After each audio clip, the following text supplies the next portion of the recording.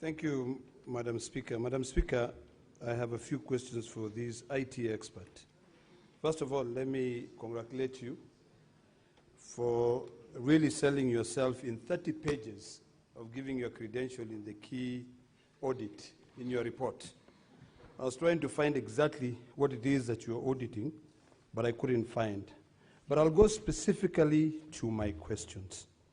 And my questions are as follows.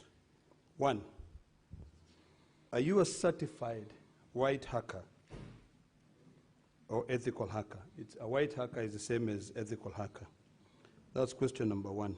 Number 2, the counsel for the governor asked you a question, which was also asked by the county assembly attorney, whether of what is a MAC address. So I wish you could be able to explain to us what is a MAC address clearly. And then the next question that I want to hear from you giving us a clear answer is, since the title of your report, and I'll go to page 30, is it 30 or maybe 29? It says Cyber Security Audit Kericho County Assembly Voting System, cyber security. So what I would like to know from you is, which cryptographic keys did you use to be able to audit the system? Because I've gone through what you presented here, and these are basic things that anyone can get who understands internet, who is, in terms of who owns the domain. But really, I think if you are to audit, you're either a certified ethical hacker or who can be able to use cryptographic keys to be able to give us. But I have not seen any of those. These are quite basic things. And then finally is, my question, the time is over. Senator Okech Eddy.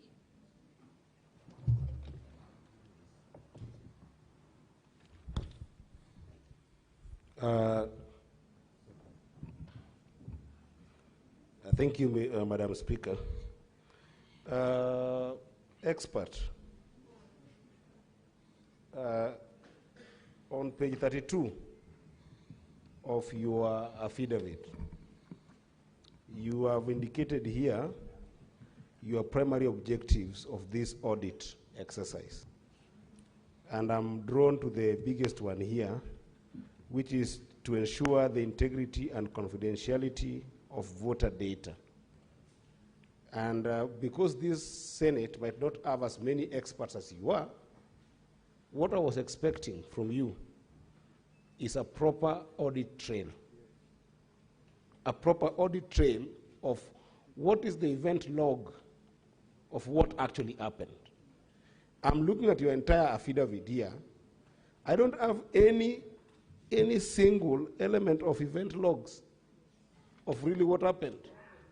I want you to tell me in simple terms, because whatever you have here is a prescription of any system that you can do on a secondary level.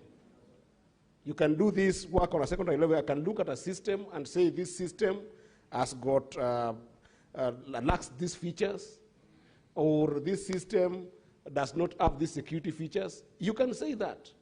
But what we're looking for here is an element of accountability and transparency that can be able to show us that in the event log of what transpired in the voting time of 11 minutes, this is my audit trail. So my question to you is, where can we find your audit trail of this system that can show us event log of exactly what transpired? Thank you, Madam Speaker. Senator Otsotsi, to close the number of questions, then we go for 3 on this side. Thank you, Madam Speaker. Madam Speaker, I just want to clarify a matter. When the expert was confronted with a question to distinguish between a MAC address and IP address, I think there was some confusion there, because a MAC address is supposed to be that unique identifier that identifies. Let me process my question. Let me process my question. That identifies a device on a network, on a Can you unique avoid network. answering for the witness? You No. just pose the question or seek the clarification so that you give them the benefit of answering that question. Oh, very well, very well. But let me go now to the point. An IP address, in my own understanding, my 25 years of practice, is that unique identification that identifies a device on the internet. For example, Madam Speaker, when you have your phone and you want to transact on the internet, that unique number that identifies you on the internet is the IP address. I want to pose a question based on the contents of County Assembly documents, volume 4A, on page 30.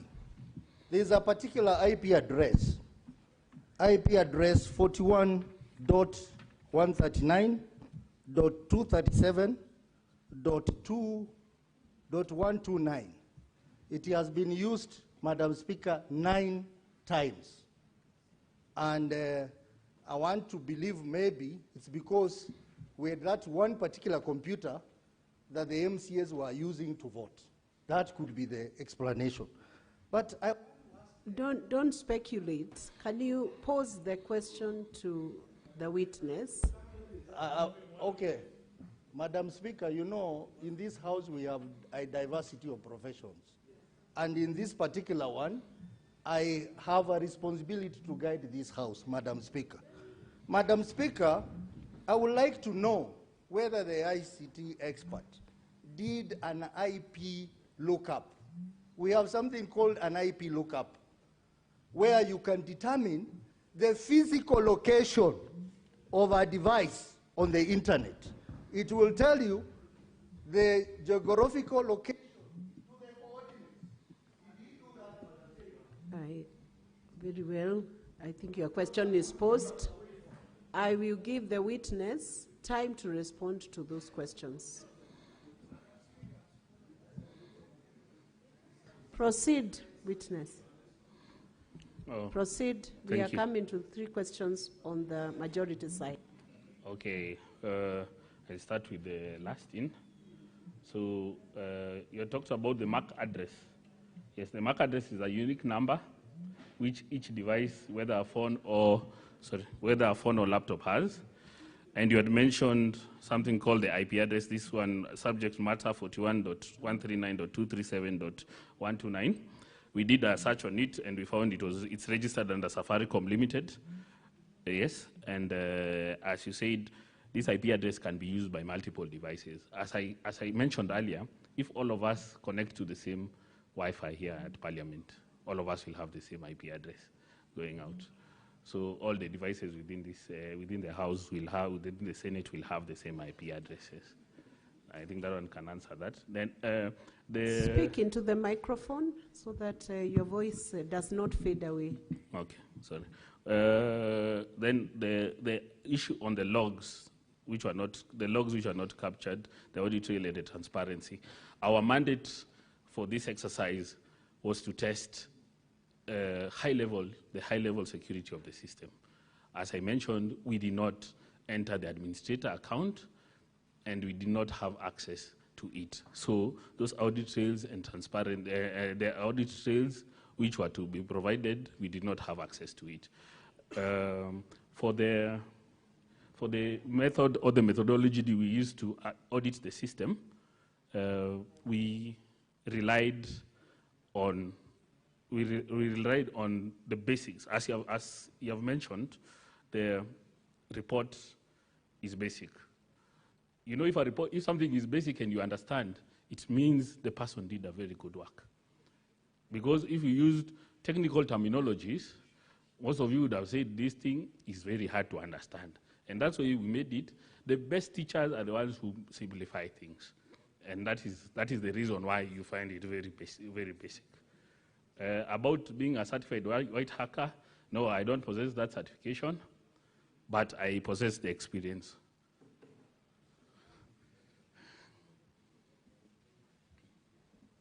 Are you done with the responses? Yes.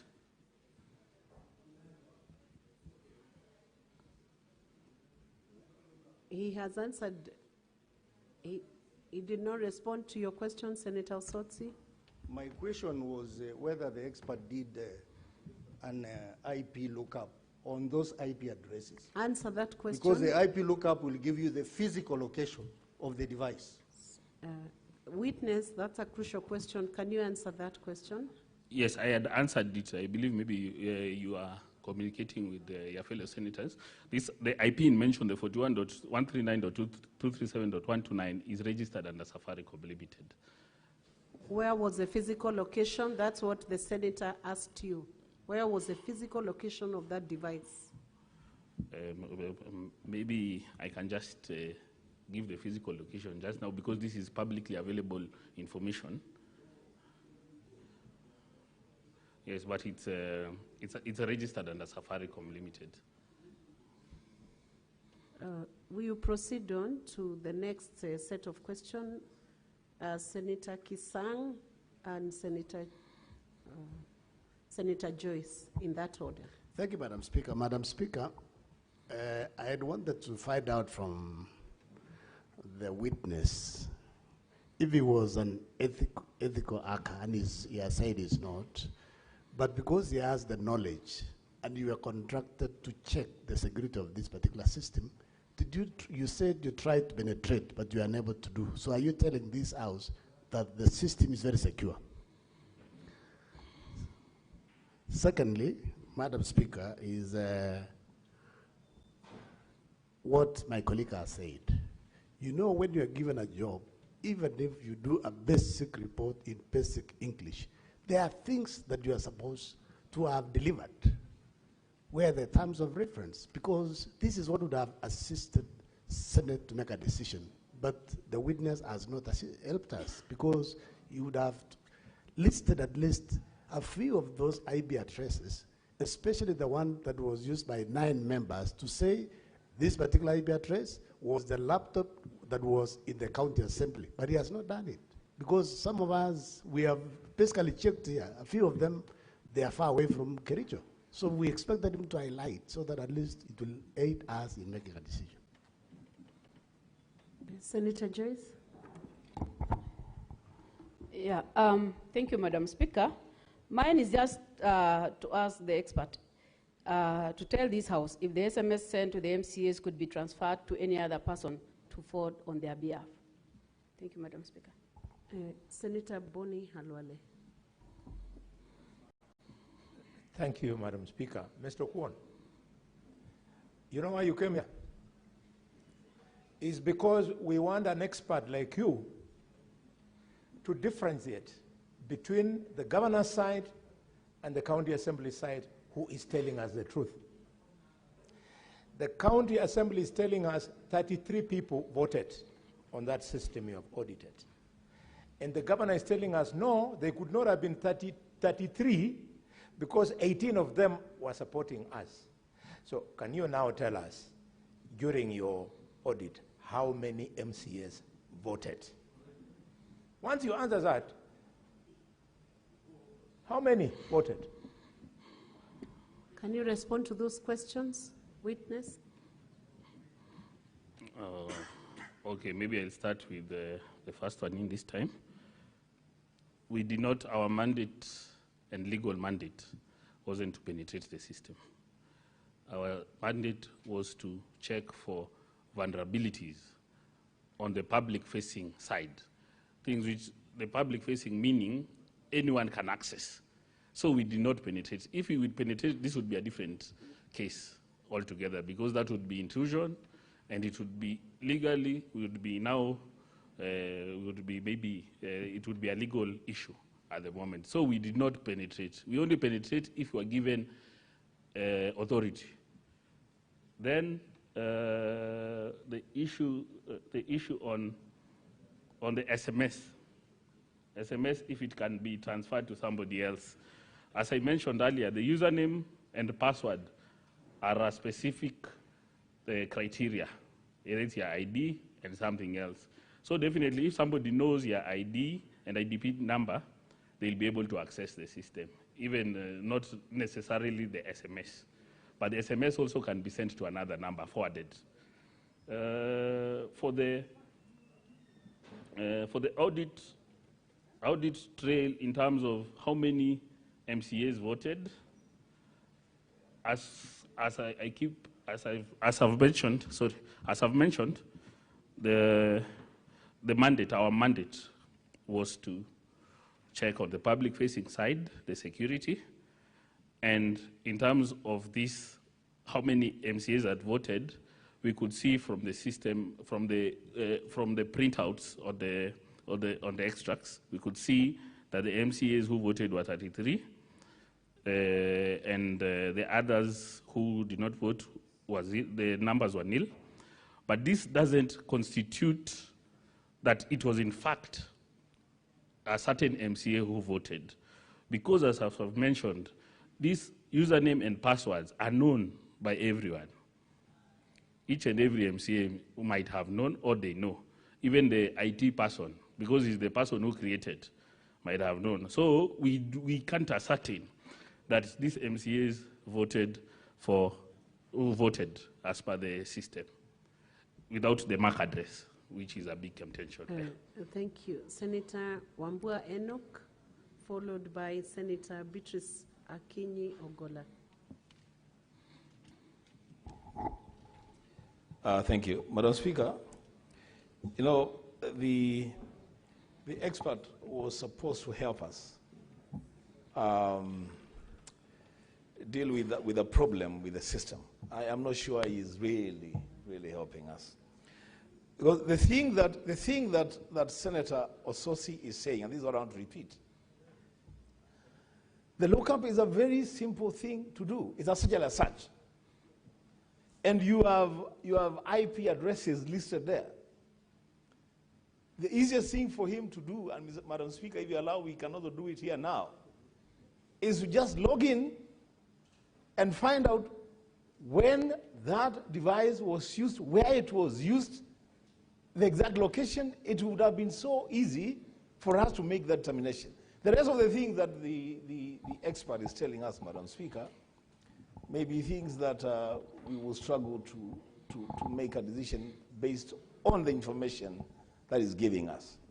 Why is it so difficult to link every vote to a gadget? Just link every vote to a gadget. This vote came from this gadget. This gadget was in Nairobi. This other one was in Bungoma. I mean, it's as simple as that, Madam Speaker. I thank you. Thank you. Senator Beatrice? Oh, you've taken out your name. Senator Okoit Omutata.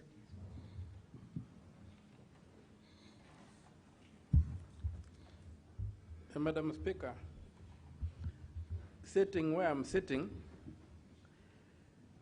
I'm unable to answer the question. There's a case before us. And the case before us is a contention on whether the threshold for voting was met. And Assembly produced logs showing that 33 people voted. For me, what I expected from the expert was not to discuss the securities or whatever of the system that was set up. It is not the credibility of the system that is before me. Before me is the question, was the threshold met in the Assembly? How many people voted? And so I'm not seeing that question being answered. I'm not being helped to answer that question. Instead, we have entered into a very academic exercise of discussing things my friend Aladama calls crypto whatever, cryptocurrencies or something. So I really request that we be helped to answer the question, how many people voted? And I wanted an audit of the 33 logs to tell us that they are valid or they are invalid. I've sat here from morning, that question is not being answered. Thank you, Senator Okoit. We'll give the witness a chance to respond to those questions. And we will have, and to be very brief, and we'll have the final round of questions before we close with this witness. Proceed and take the shortest time possible.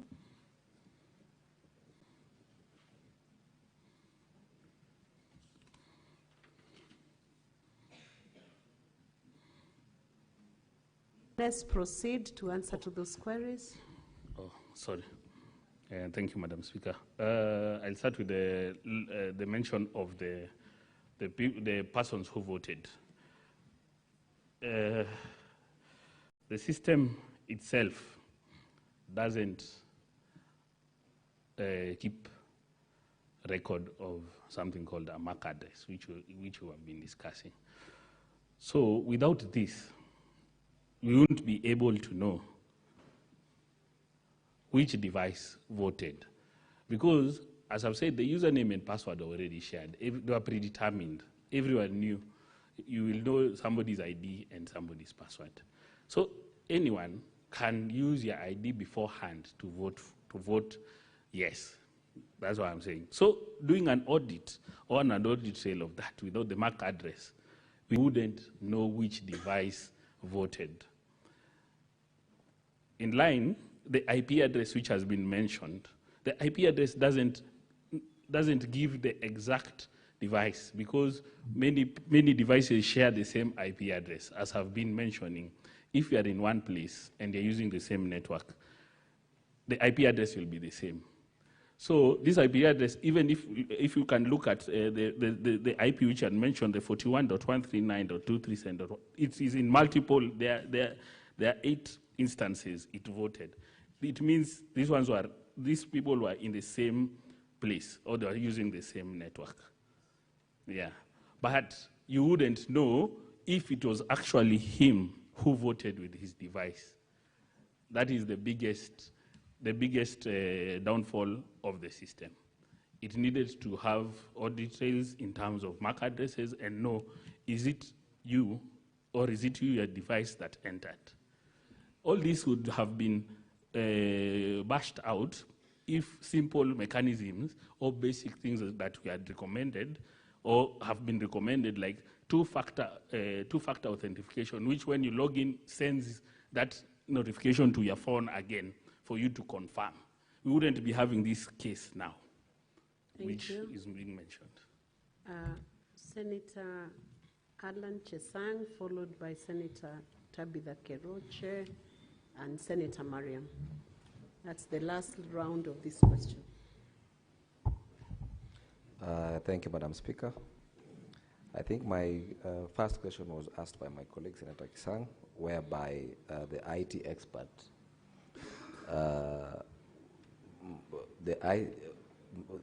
my question was to ask the IT expert if he thinks this system was secure or not. And if so, maybe he should tell us if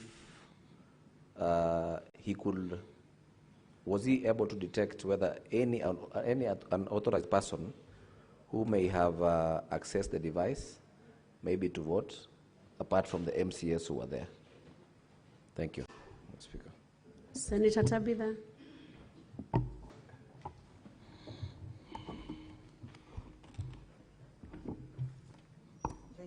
Thank you, Speaker. I want to ask the witness, the ICT expert, because I know the Kenyans are following this, and they are very key to ensure that there is transparency in whatever we are doing. There is a narrative, maybe the lack of better word, narrative that has been driven by my friend, Kanso Ongoya. Because I remember there is the speaker said that we needed independent ICT experts from ICT Kenya, and the governor to bring his own expert to ask these questions. But the narrative is as if you drafted this document and your own document. So I think we need to know whether you drafted the two documents, because people will be asking the objective. The objective is this report. How objective is this report? I think that's how people will be asking. I'm not an IT expert, but I'm just looking at that and asking if you drafted this report and yours, and then you are the governor's IT expert. I think that many questions you're being asked. Do you know Weldon? It's called Weldon. Many questions about Weldon. So I think that's what the Kenyans now are asking, I think, and me being one. I think the question is stated, Senator Tabitha. Senator Mariam.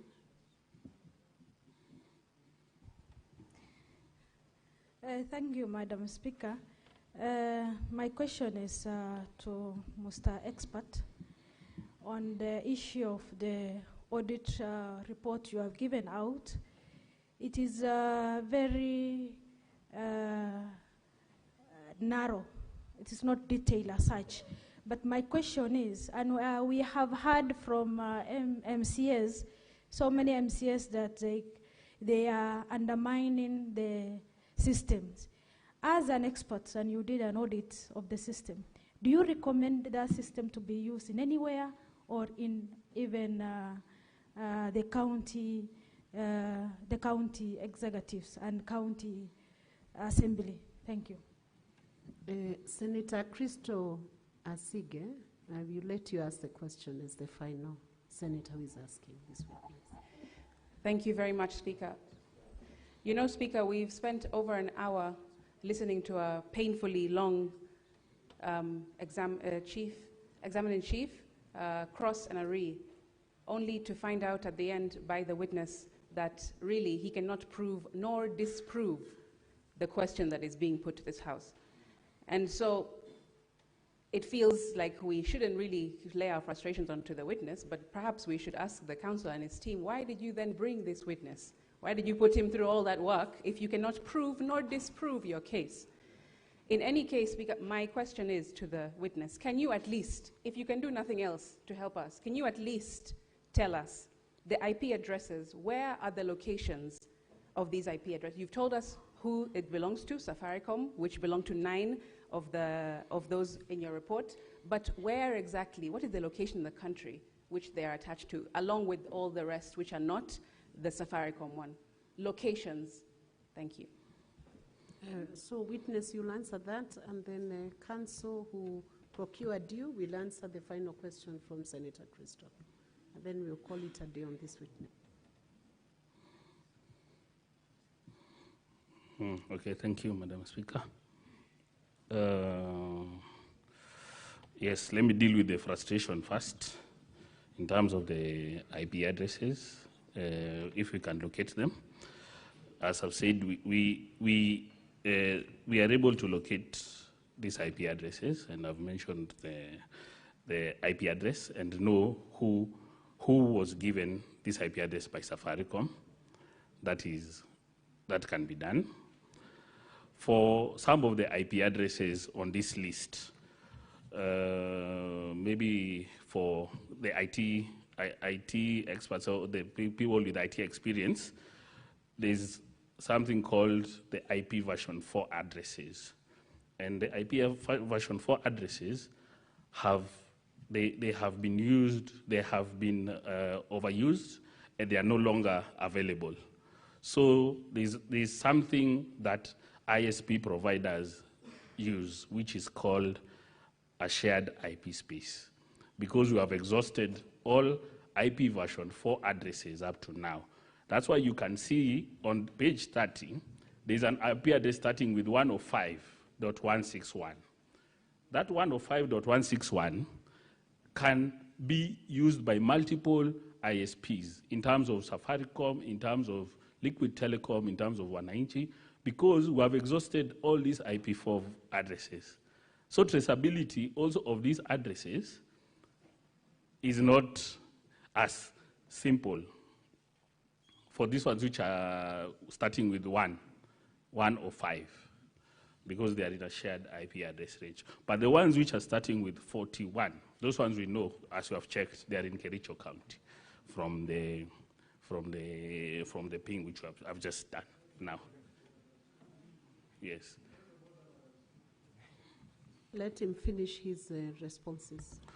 Then about the recommendation of the system, at the current, the way it is built currently, and the mechanisms or the protocols or the framework it has, I wouldn't recommend the system to be used by anyone until the upgrades or updates are aligned to best security prices, best security practices, I wouldn't recommend at the moment to be used. Because if the system, I wouldn't be here. If it was good, I wouldn't be here. Then unauthorized person accessing the system, that is true. We can't, to be frank, the system doesn't allow you to know if it's an unauthorized person, because, as I said, the credentials were already shared and everyone knew the credentials. So me, I can access that system wherever, even I can be in Kericho and access, but we wouldn't know if somebody used my credentials to access my portal, because there's no security protocols in terms of to MFA, which would send a notification to your message so that you approve the access. Then also the unauthorized personnel to access the system is very, very, very, very, very key, because I believe from the report which was printed, it's in black and white. There is on page, maybe I can just take you on page,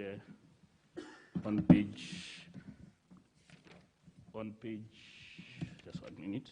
On page 34. On page 34, there is figure 1.2, written or exposed password. This is more of the technical requirement which we did on security, apart from the basic recommendations. This one, if maybe it was printed in colored, you would have seen that the passwords are exposed. Once somebody logs in, somebody who's using your computer can come back and see your passwords. So that is also a technical and cybersecurity risk for that. For the drafted, I'm just trying to answer the question if the system was secure. I don't believe the system was secure, even from this expose on figure 1.2, which mentions the exposed passwords. And that is already a very major flaw on that system. Thank you. Senator Sotsi, you have an issue of intervention. What is that? Madam Speaker, I said earlier on that the benefit that we have in this house is that we have diverse profession in this house. I happen to be one of those profession in the ICT industry, and I cannot sit here listening to information that is misleading.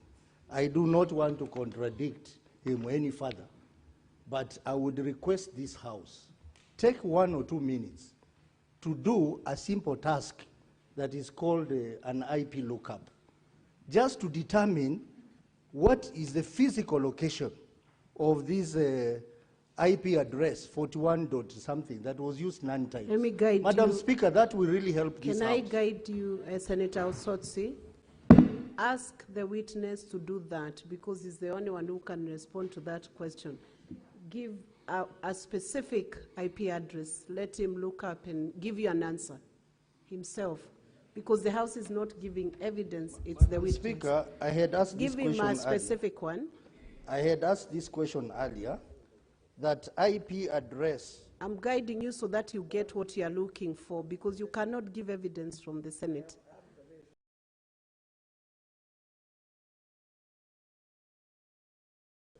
Yes. You have an intervention. Let's finish with Senator Sotsi. Madam Speaker.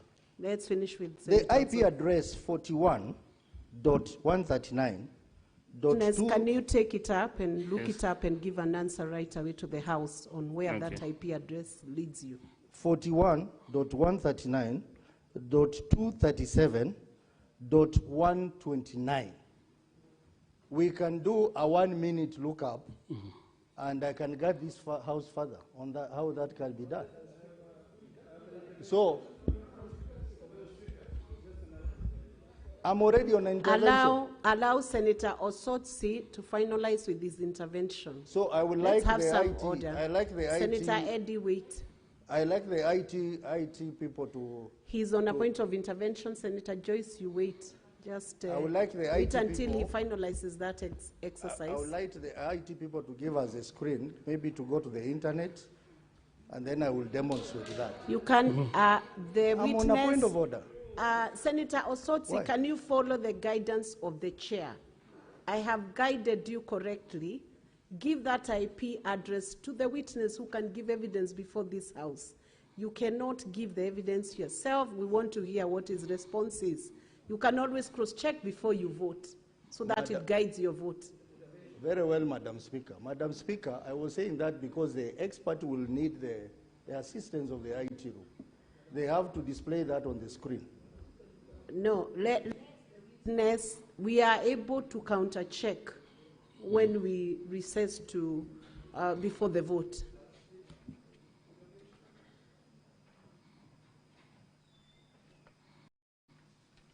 Witness, can you respond to where that IP address takes you? The IP address in question is the 41.139.237.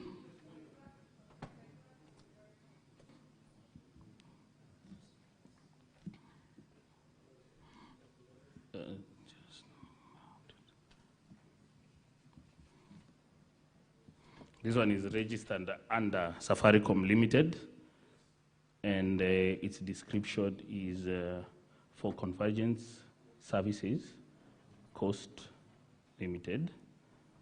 And but the person, the owner is Safaricom Limited and Safaricom House.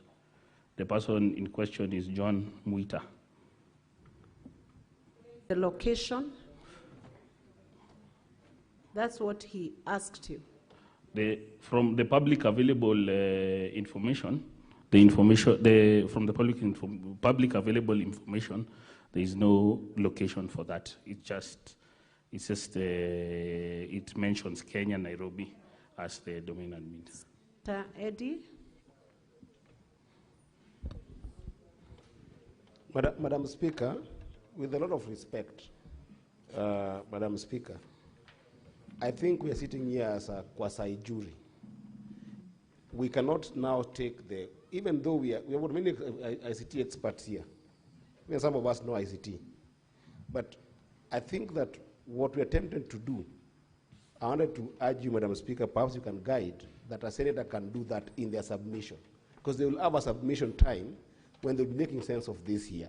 But as a matter of procedure, you ruled yesterday on that chair that we are going to have an ICT expert who would then give us another report. So even if the ICT expert who is here cannot give us enough report, that's fine.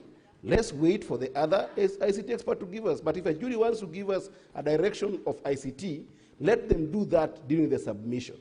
Because we are going to rule on this and rule on substantive issues. Senator Eddy, that is why I guided Senator Osotsi that evidence could not be adduced from the chamber, can only be adduced by the witness, and beyond that, maybe the experts. Senator Ledama. Madam Speaker, we've been sitting here for quite a number of hours. I'm not sure whether the defense or the county assembly understand what the amount of time they have. Could you kindly stop all this intervention, allow the county assembly and the county government or the governor to finish their case? And then when the time comes for us to submit, either to support or not, or to oppose, we can then be able to try to argue our matter. I really let me guide you, Senator Ledama. The chair is in charge. Right now, the time that is being used, it is the senators who are using their time. It is not the time for either the county assembly or the governor's time. So it's the senators who have raised the issues, and the requests are coming from your end, not from their end. Now, witness, you are stood down. We are done with the question time. So you may resume your seat, or you could exit, but you are discharged from the stand. Thank you. Moving on to the ICT expert who was requested by Senate to bring a report. So, clerk, you can make sure the expert is called in. Sergeant at Arms, can you get the ICT? Or question directed to Sorry. Council Katwa Kigen. Sorry, Madam Speaker, maybe I would address the issue of the next witness because I don't know whether the county governor has then closed his case before we go to the independent expert of the I Senate. believe they said that was their last witness, or have you changed that, Council? May I confirm, Madam Speaker, that that is the close of our case, the governor's case. Thank you. So, and honorable senators, just to let you know, some of the issues you are raising, yourselves are raising those issues. So the time that is being spent is based on your requests. Sorry, Madam Speaker, may I just proceed. take one last concern through you? Proceed. Madam Speaker, the person who has been brought here to answer these charges is the governor. Do I understand that we are not going to hear the governor's evidence and to test it? Senator, Council Ongoye, I would hope you concentrate on how you manage your case, because the Council for Governor has said that is the close of their case. Once they declare that, I believe they are competent in their submission to that respect. Thank you, Madam Speaker. Thank you. So we can proceed on to the ICT expert.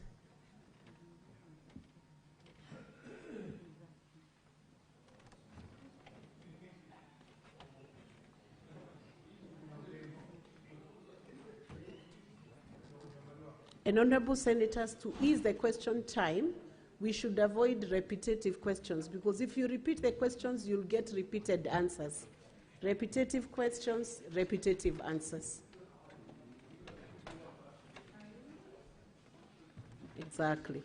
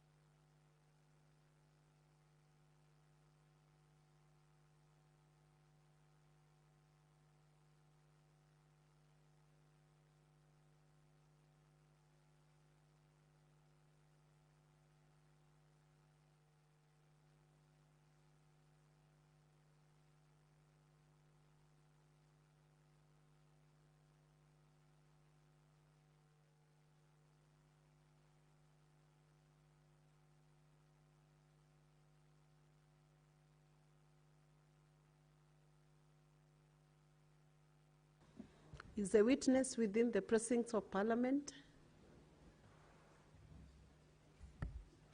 Or have they, where is he or she? Okay.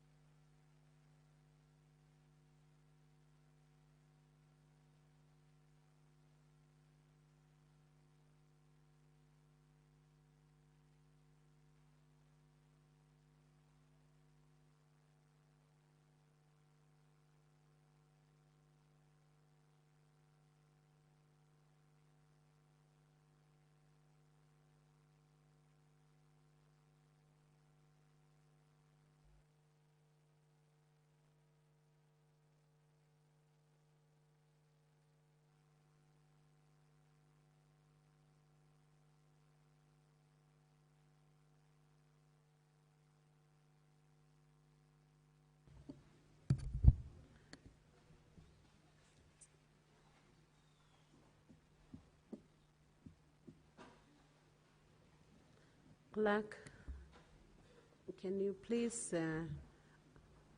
administer the oath to the ICT authority experts?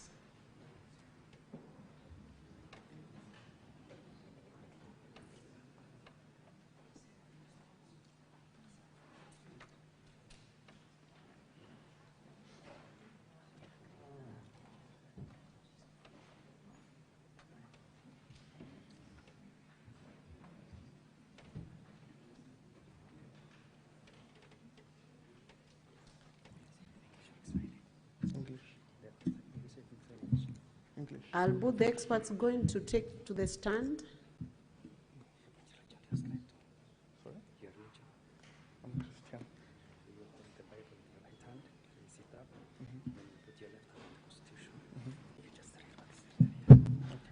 Clerk assistant?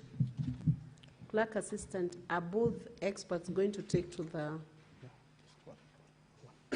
They take into the floor to give evidence? Or one? Yes. One? Yes. Okay. Proceed and administer the oath.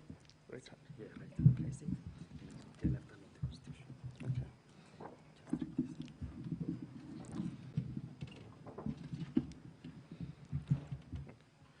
Okay. I, Philip Irode, do solemnly swear that the evidence that I shall give before the Senate in respect of the matters before the Senate shall be the truth, the whole truth, and nothing but the truth, so help me God.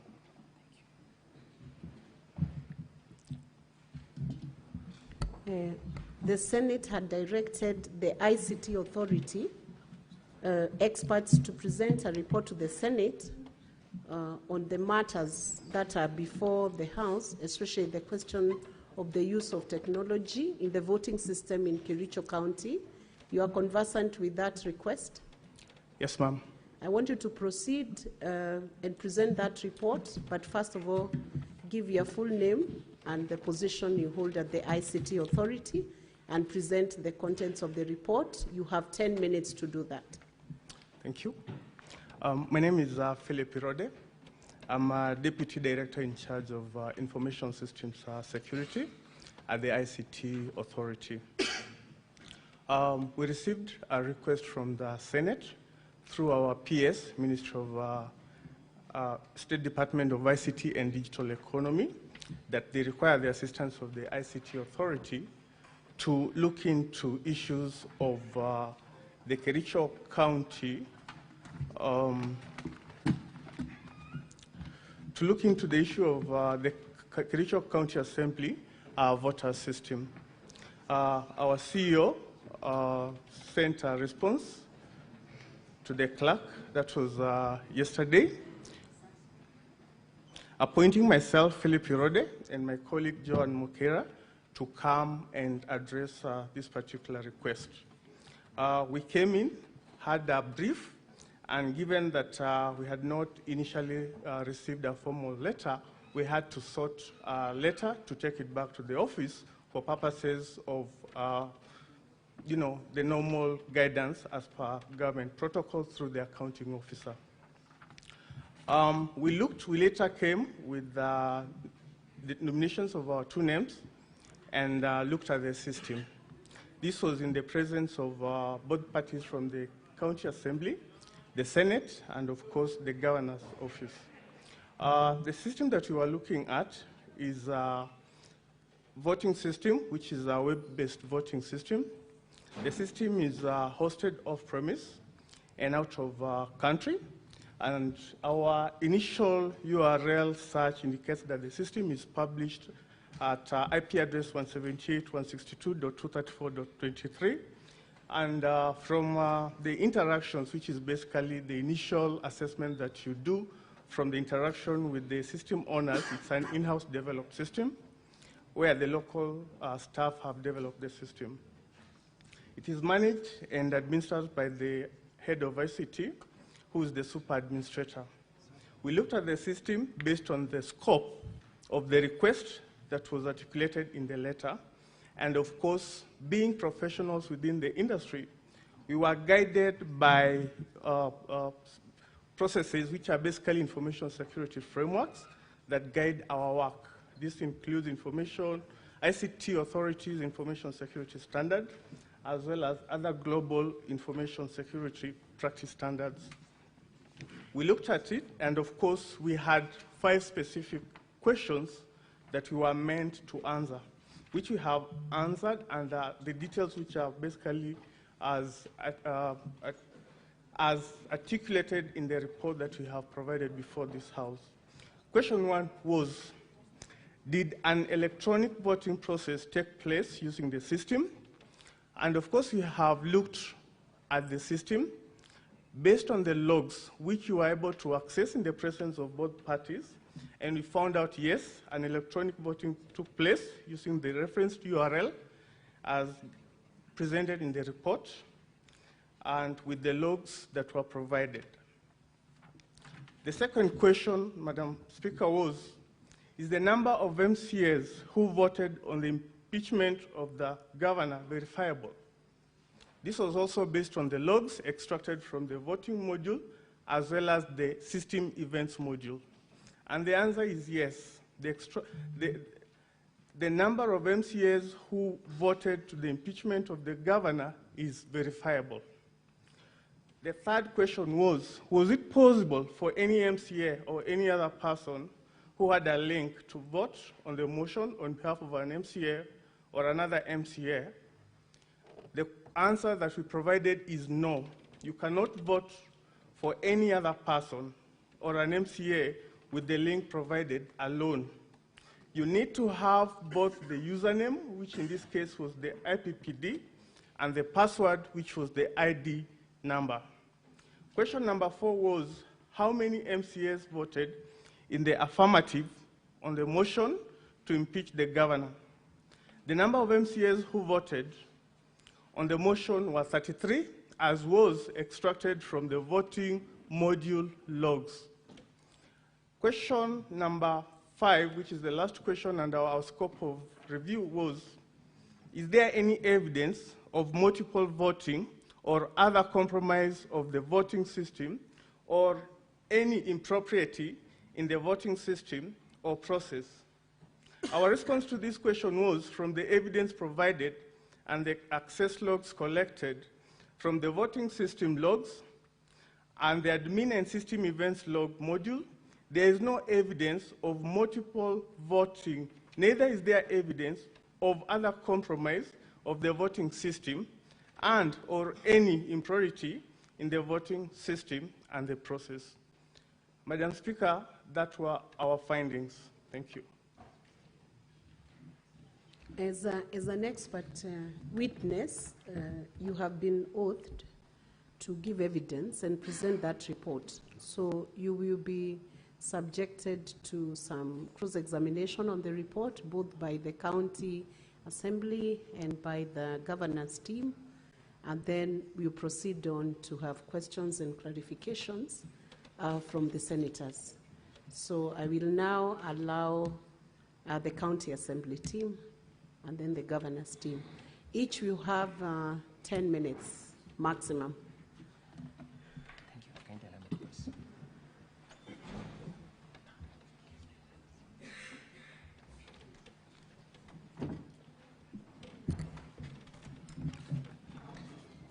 Sir, I have very few questions for you.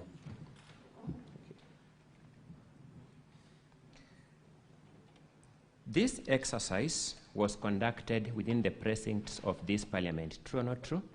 It's true.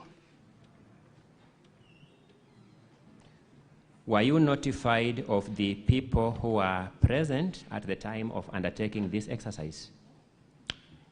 Yes, we were. You did this exercise in the presence of the people representing the governor's team, the people representing the county assembly, and the administrative staff of the Senate. Is that the correct representation? Yes, it is.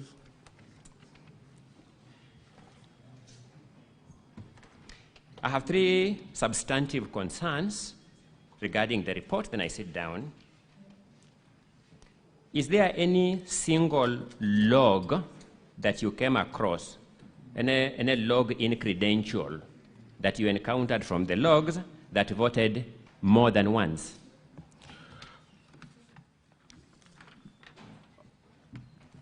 Your question, the answer to the question is no.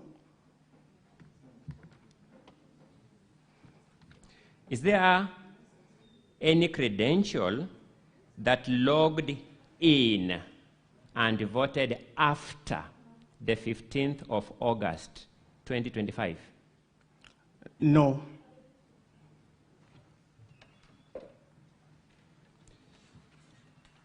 Let me confirm that. No, there is an officer of court, an advocate, who told this Senate that he actually logged into this system and managed to vote after the 21st. Did you come across that log in the system? No, we didn't come across such a log in the system because the voting had already been closed. Did you see the logs used by the admin of the system to log and undertake any activities in the system? Yes, the logs are clearly marked when an admin logs in and when a specific user created into the system logs in. Did the admin logs themselves cast any vote? No. That is all for this witness.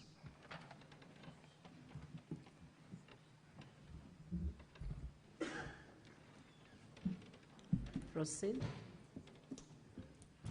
Madam Speaker and the honorable senators, I'll share the 10 minutes with Senior Counsel Katwa and Wanyama.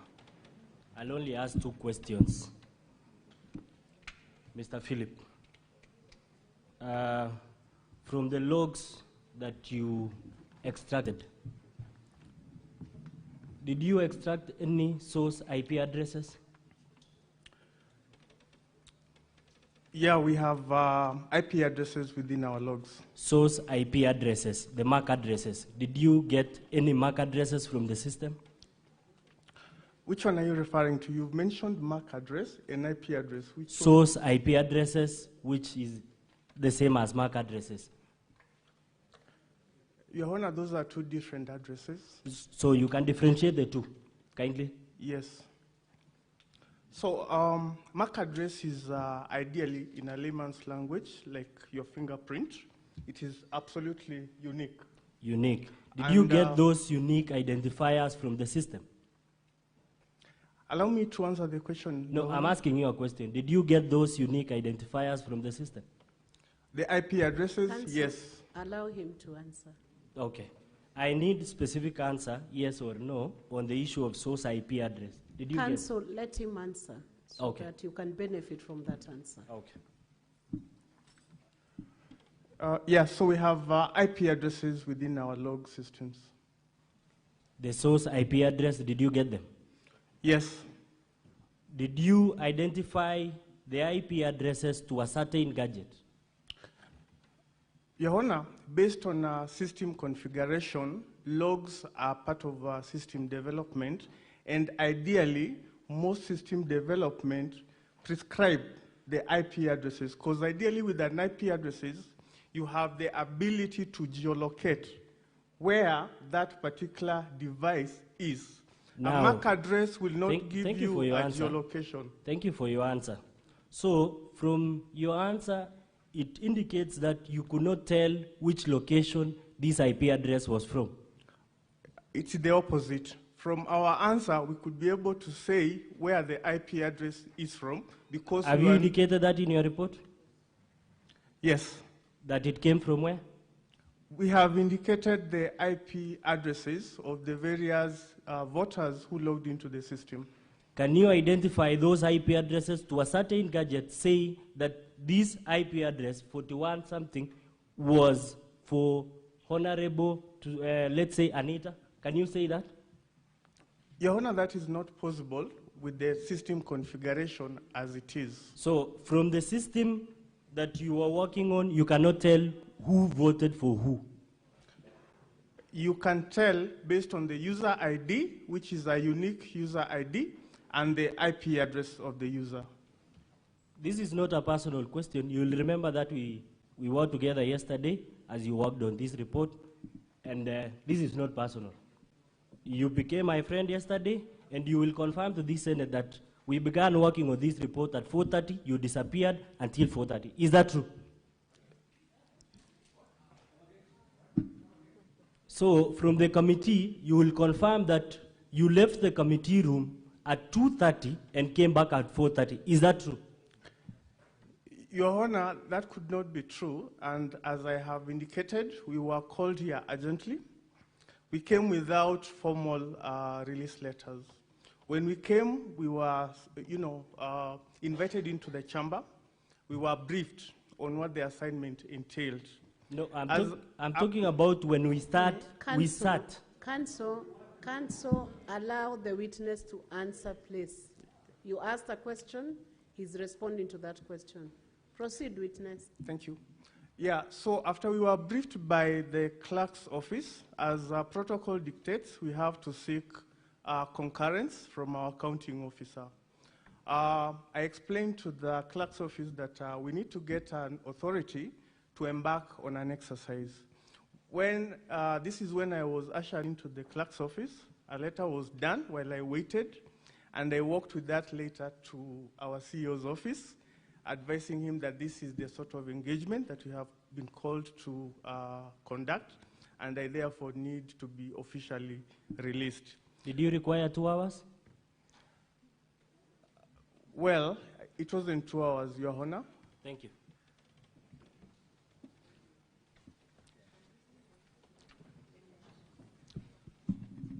Mr. Witness, expert witness, I'm going to ask you a couple of questions in a few minutes. Just to follow up on a question which my colleague asked you.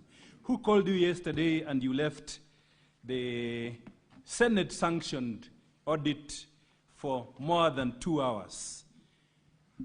An activity that was time-bound. Who called you to go to that event? My CEO, Your Honor. Your CEO? Yes. Thank you. What did the CEO tell you when he called you to leave a Senate-sanctioned event? Well, as I have explained, it is a practice that as a public officer, you have to get approval or express permission. Did you require approval when the Speaker has already issued a directive and you are in the presence of the House? The House of Senate, you leave the Senate to go. Did you require approval to leave the Senate to go back to your CEO? I think I was given a letter requesting us for the services which I had to deliver to our office for approval and clearance. Did you become hostile to the team by the governor, the governor's team, when you came back? Did you become hostile to the team by the governor when you came back? I'm not a hostile person. You're not a hostile person? No. You asked a specific question yesterday, which he has asked you, and you need to tell this Senate. This question is in the mouth and minds of all senators today. MCS accessed this system using a gadget. Is that correct? I wouldn't know how. From your observation, MCS accessed this system using a gadget, whether it's a phone or a laptop or a computer. Is that correct? Ideally, based on the nature of the system, yes, it's a web-based system. Yes. And when you access the system, then you need to leave a fingerprint in that system so that anyone else can tell that indeed you left, you are the one who voted. And that is the primary question before this Senate.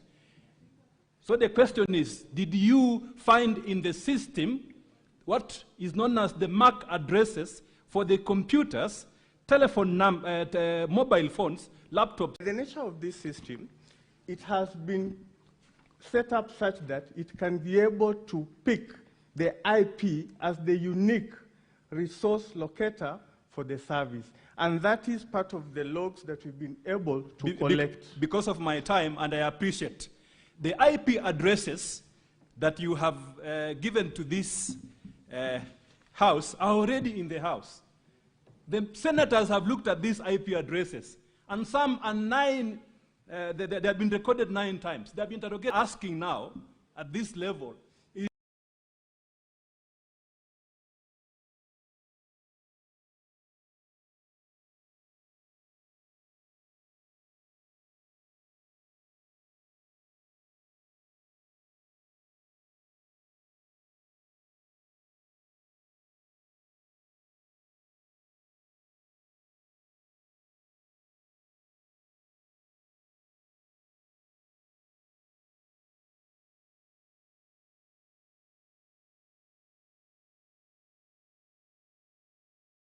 that MAC address. They want to know, did this MCA vote? Did this MCA A, B, C, D vote? And which gadget did he use? That is the primary question. So does your report contain MAC address, the logs for the MAC addresses? That is the question before the House. It's a right question. It is a yes or no answer. Is it there so that I can show the senators that our case has collapsed because the MAC addresses are now in your report, the unique identifiers for the telephone numbers of these MCS. It's now available, produced by the expert, and our case has collapsed. Show me in your report where these MAC addresses are. I have clearly responded to that question, and the answer is the answer MAC is show me in your addresses report. are It's not. a yes or no answer. Counsel, let him answer. Counsel, allow the witness to answer. Witness, do you have the IP addresses in your report? I have IP addresses in my report, Madam Speaker. Madam Speaker, the addresses, the IP address, we have, Madam Speaker, I request for 2 more minutes. I'm now on a delicate issue. The MAC addresses. Granted the 2 minutes. Yeah. Respond to the question of the MAC addresses. MAC addresses are not part of external facing details that are captured within this particular system. The system captures IP addresses. IP addresses can still be linked to a MAC address. Okay. Allow me to finish, okay, kindly. Okay. I'll give you an example. You have your own safe in your house, which is located in a certain location. We cannot expose your safe to the outside world, but we will expose your gate number to the world. Ideally, a MAC address is unique to that house, and the house number is public information. That begs 2 questions, Mr. Expert Witness, Madam Speaker, as I wind up. Two important questions. These MAC addresses, what kind of audit did you do? Did you do a basic compliance audit? Did you do a network security audit? Or did you do a device compliance audit? Because each one has different levels. And maybe as you answer that question, there's a senator who asked here, did you penetrate this system into the NIT so that you extract the required information to complete this report? So, Your Honor, you cannot be able to do an entire audit within a day. Our letter was very clear. We target our exercise in answering the 5 questions, and we targeted our efforts towards what activities will give us the response or the answers to the clerk's questions as directed to our CEO. Did you do a search on all these IP addresses to tell the senators that these IP addresses are not located in Nyahururu, Bomet, Nairobi, or Embu? Did you do a search address in your audit? Your Honor, we did what the question, the letter requested us to do, which was to conduct an assessment that will respond to the questions that had been answered. Last question, Madam Speaker. Madam Speaker, last question. The senators in this House, there's a live question which they want an answer from you. The evidence was given that a computer was used at the county assembly to vote for 3 MCS. 3 MCS, a computer was used. The simple question is, did you go to Kericho County, or was this computer given to you for you to ascertain the IP address or MAC address in that computer to give to these honorable senators to clear any doubt in their mind on the verifiability, authenticity, and security of this system? That is my last question. Yeah, so based on the audit logs that we collected, as we have responded, the system has adequate logs providing verifiability, which is ideally the number of... The question, did you visit Kericho? Were you given the computer? It's a simple issue. So the system is a web-based system. Yes. For a web-based system, you do not need to physically visit a location. It's available on the URL, unique resource locator, as we have provided So for what in is the report. IP address for this laptop which was given in, which the MCA said they used? Can you tell the senators with a substantial measure of assurance, no doubt at all, that I, as the expert, this is the IP address of this computer, this is the MAC address of this computer, so that we clear doubt. Thank you. I don't think that was part of my request for this Thank you, letter. Madam Speaker. I'm sorry, my time is up. The question is now actually answered. It's told you. Senator Sifuna. Speaker, I'm a bit confused by the line of questioning that has been taken by counsel for the governor, because your directive was that all these parties be present during that exercise. Now, when I look at the report, there's a part for people who were present to indicate they were present. Mr. Evanson Kirui, counsel for governor, did not sign. The question to you, witness, was he there? This gentleman called Weldon Kipiegon Lagat, was he there? And then, to the counsel for the governor, these things you are asking, did you ask him to do it there, when you are there? And what did he do? And then why would you refuse to sign that you are present? Those are the questions I want to address. Senator Sifuna, before those questions are tackled, you could resume your seat. Let's take a direction on how the senators will now engage with that report and that witness. Then those questions will be tackled in that session, because that's not an intervention on procedure. It's actual contents and questions to the witness. So, honorable senators, we have about 15 senators who would like to ask questions, and we must limit the time within which this gets done. So we'll have to agree that every senator should either ask just one question, if we have to cover all, and if we ask 2 questions, then we'll have less of senators requesting for that intervention. So we do 1 question per senator. Is that agreeable? We need a consensus. Okay. So 1 question. So you have asked yours already, so I'm not giving you another chance. He will respond. I'm sure he's already gotten the gist of the questions. Senator Chute Mohammed. You take about 5 questions, and then you respond, and we go to the next segment of questions. Thank you, Honorable Speaker. A witness from the MCA. Your time is 1 minute, and the clerk, you'll be strict with your time. 10 seconds is gone. Sorry?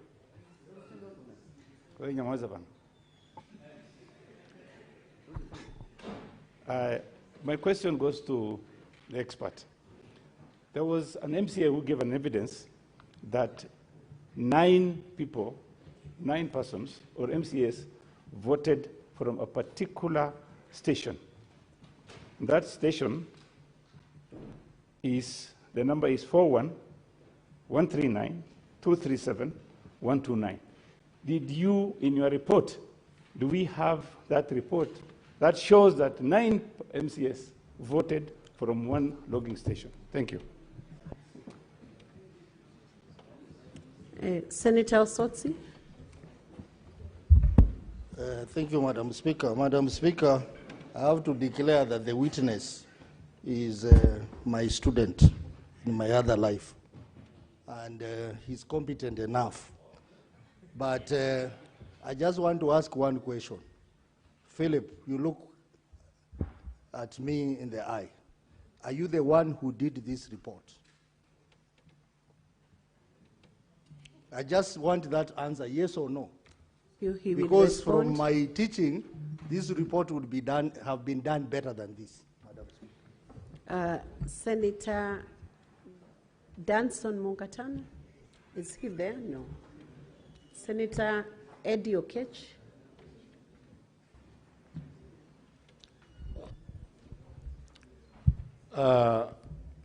I know this question might have come from the council side, but I'm going to ask it for my own consumption. did everybody vote on the day of the voting or otherwise, in your best knowledge? And if that happened, then was there people who abstained in the system, or people who voted otherwise no, or everybody who voted yes in the system that you audited? Senator John Nyoto, that's the last one, then we have answers. Thank you, Madam Speaker. The matter before us and why the ICT expert had to come is because the governor's side has argued that there are some MCAs who voted for others. And so it's very important, Madam Speaker, for the ICT expert to tell us this MAC address is very important, because IP address, as he has explained to us, was the ID number. And if somebody wants, for example, to know my ID number here, they will know it, so they can vote for me. If the only leeway to get into the system is my ID number, it is known, it's in the office. So this MAC address was going to be very important. And Madam Speaker, the ICT expert should tell us about the address where the gadgets that voted were. Time up.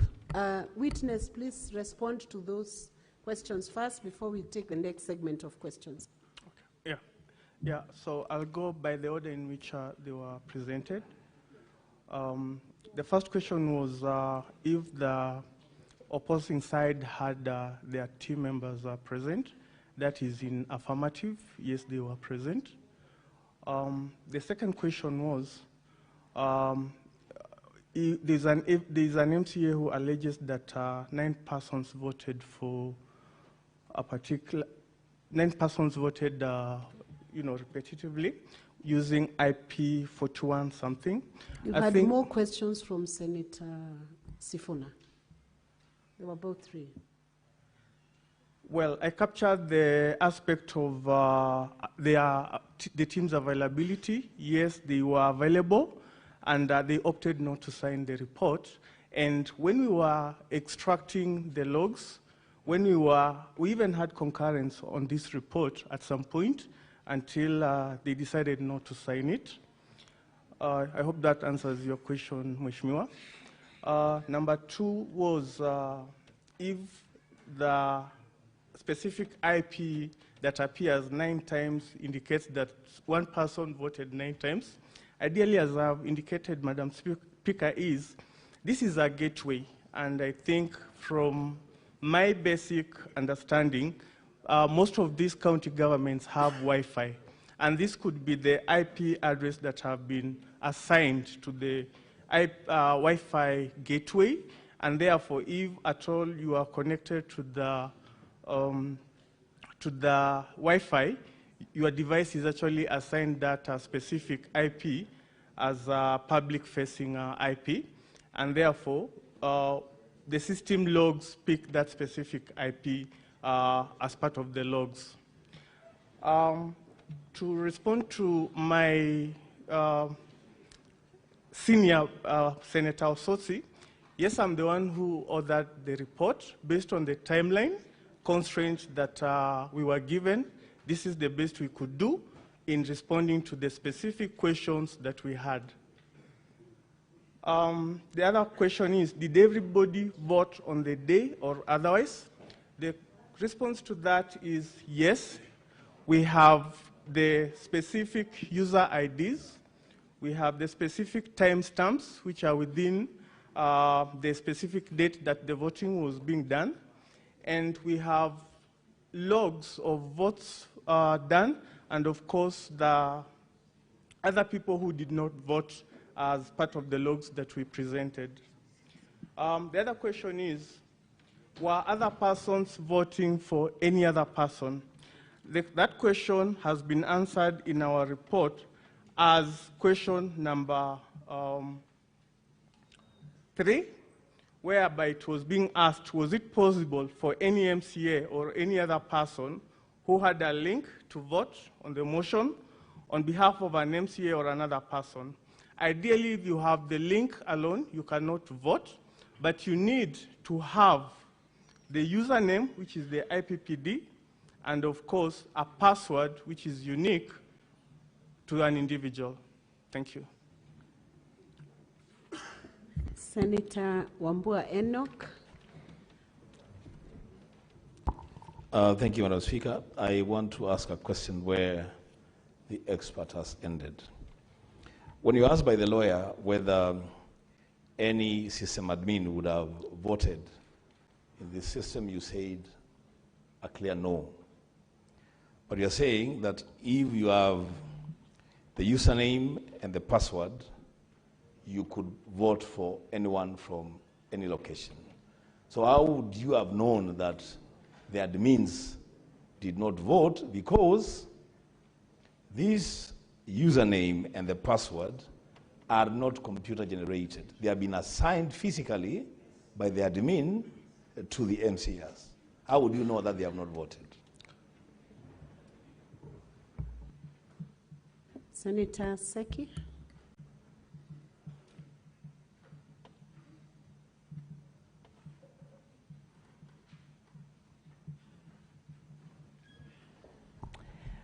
Thank you, Honorable Speaker. I think that is the question I had because I wanted to know if somebody has the username and the password, and now we have heard from one of the MCAs by the name Berir that was unable to, doesn't have any internet in his phone, and someone else is working on another phone, possibly will have forwarded the password and the username. So could someone else be able to log in or even vote using another phone? And that is the question I really wanted to know. Senator Aaron Cheriot, Majority Leader, did you request? Yeah, Madam Speaker, I beg your indulgence that you allow me maybe slightly more than a minute. This is the only chance that the people whose county is contesting this matter have the chance to speak in this House. Madam Speaker, I have a question to this expert.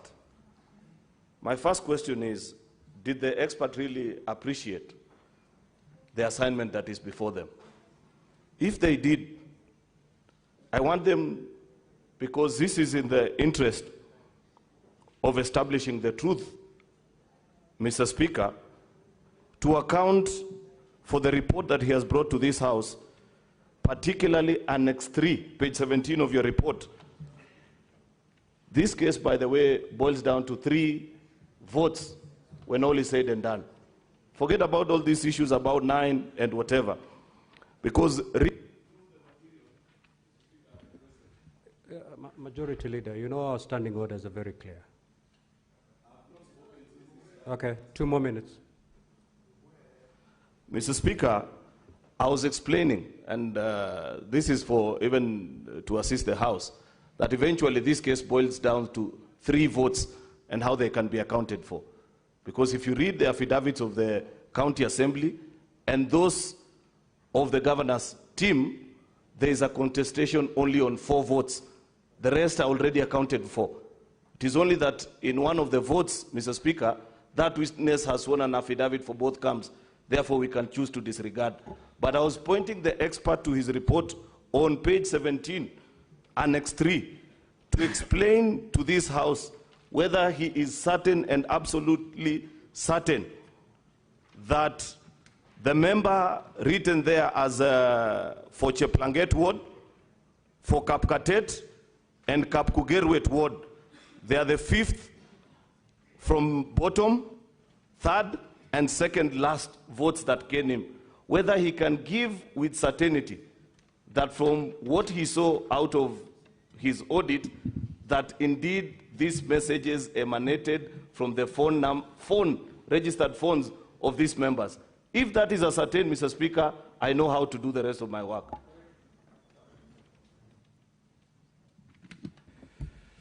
Senator Onyonka.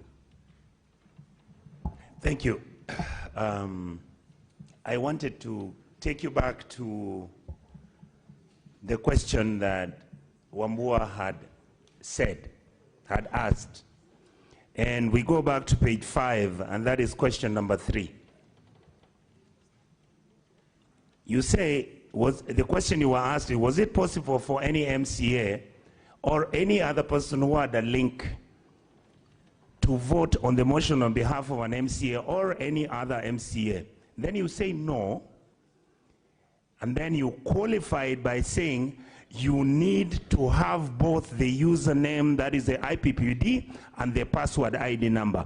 What you may not know is that when presentations were being done yesterday, we were informed that these names and numbers were freely given to everybody in the assembly. In other words, the private ID numbers and whatever that was being provided for. Senator Wakoli.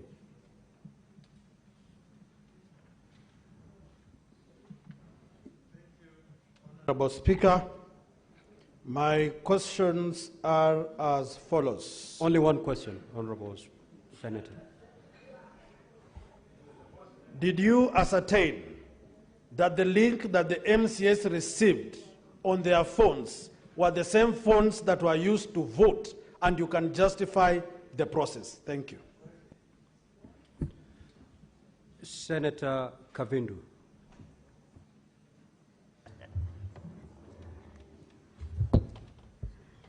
Chair, Speaker, thank you.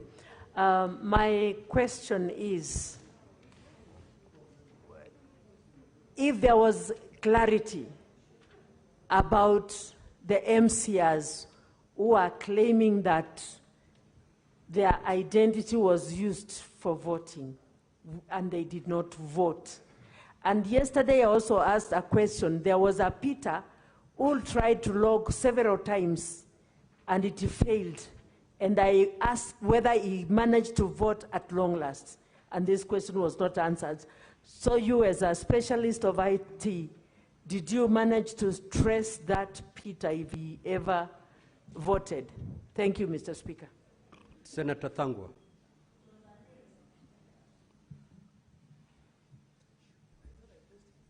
Thank you very much, Mr. Speaker. My question is very simple.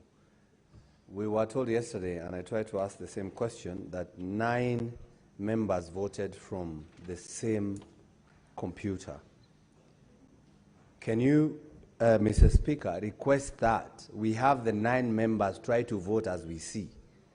Then we see how long it's going to take.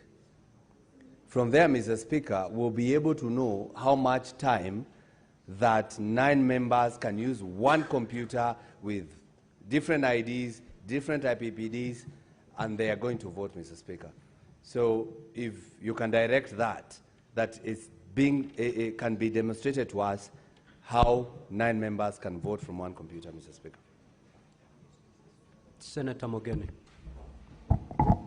Yes, when a witness, there is a question that is troubling us, and we want to be sure from your evidence this evening, if somebody has a link and he has a user name and a password, can that person vote for another person? You got me? You have got the link, you have the username, and you have the password. Can you vote for another person using any gadget? Okay, proceed to respond to those, and then I'll have another set for you. Proceed. Yeah, so the first question was asking whether, as admin, you could vote for an MCA. The answer to that is no. If you have logged in as admin, you need to log into the system as a registered user who needs to cast their vote, because from the logs, each of the MCAs who voted had a unique number that enabled them to cast a vote. The second question is if any other person can vote for the MCA with the username and password. the system security events module, and there is the vote activity, the voters module.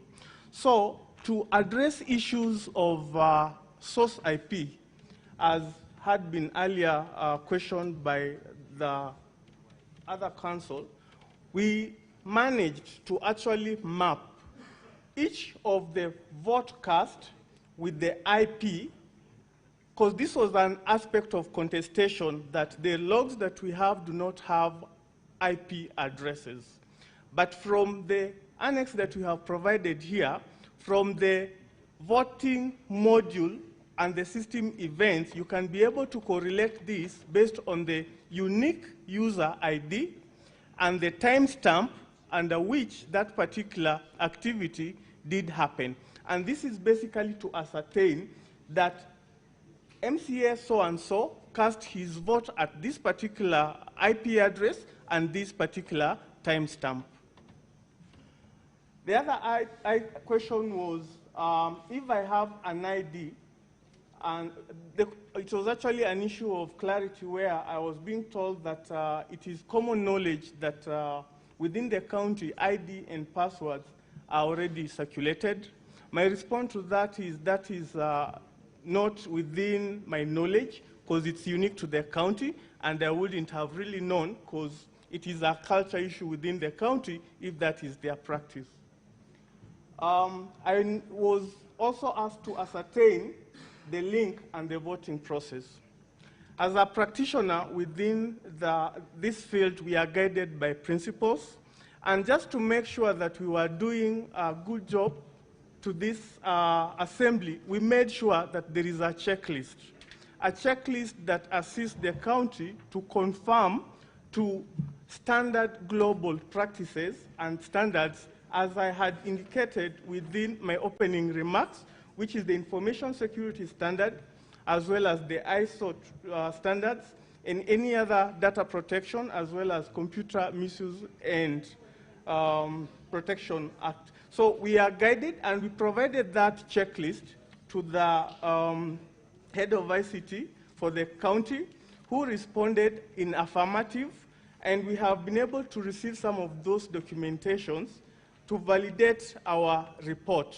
So the process of whether to ascertain that the URL that was provided and the voting process, that is a documentation issue which we have been able to be guided by the documentation that was provided.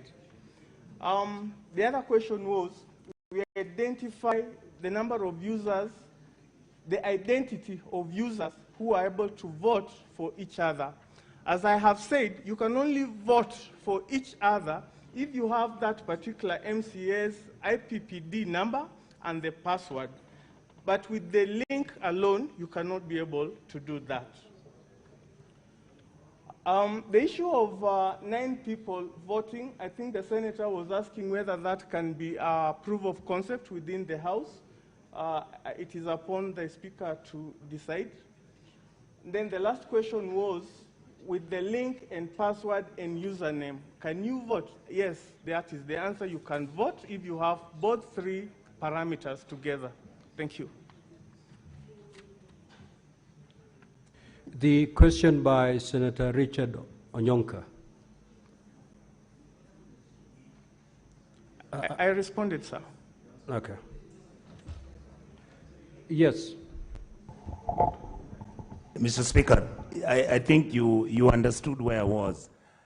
You were not aware that we had been informed in the evening, in the morning yesterday, that all the MCAs and the other members were actually given the numbers of their colleagues in terms of their IDs and their IP numbers.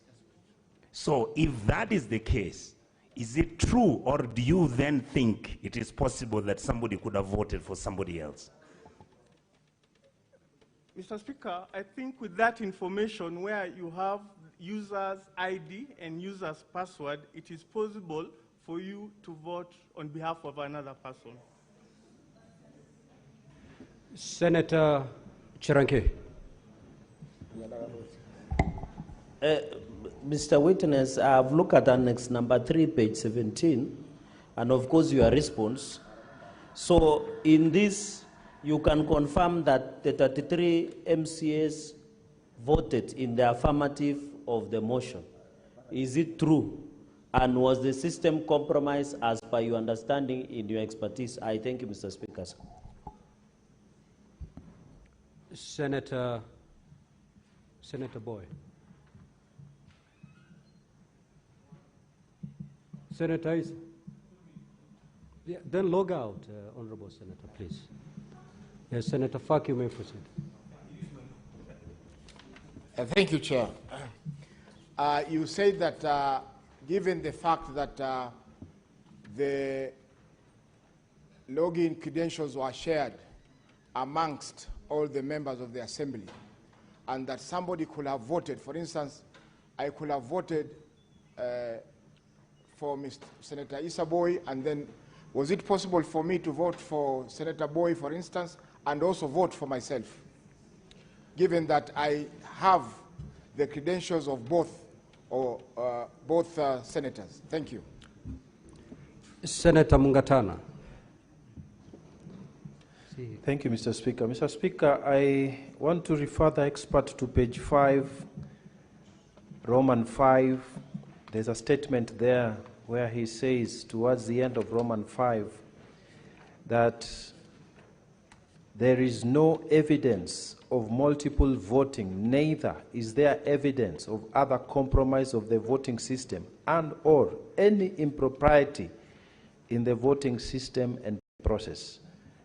That statement, in view of even the questions you've had now, that, and then the information we now got that there were static IP address inside the chamber, there was evidence of somebody saying that he was going to vote for somebody else. Don't you think this statement was a bit too much? Was it a bit too wide? That it was, because this statement is saying this system is totally fine.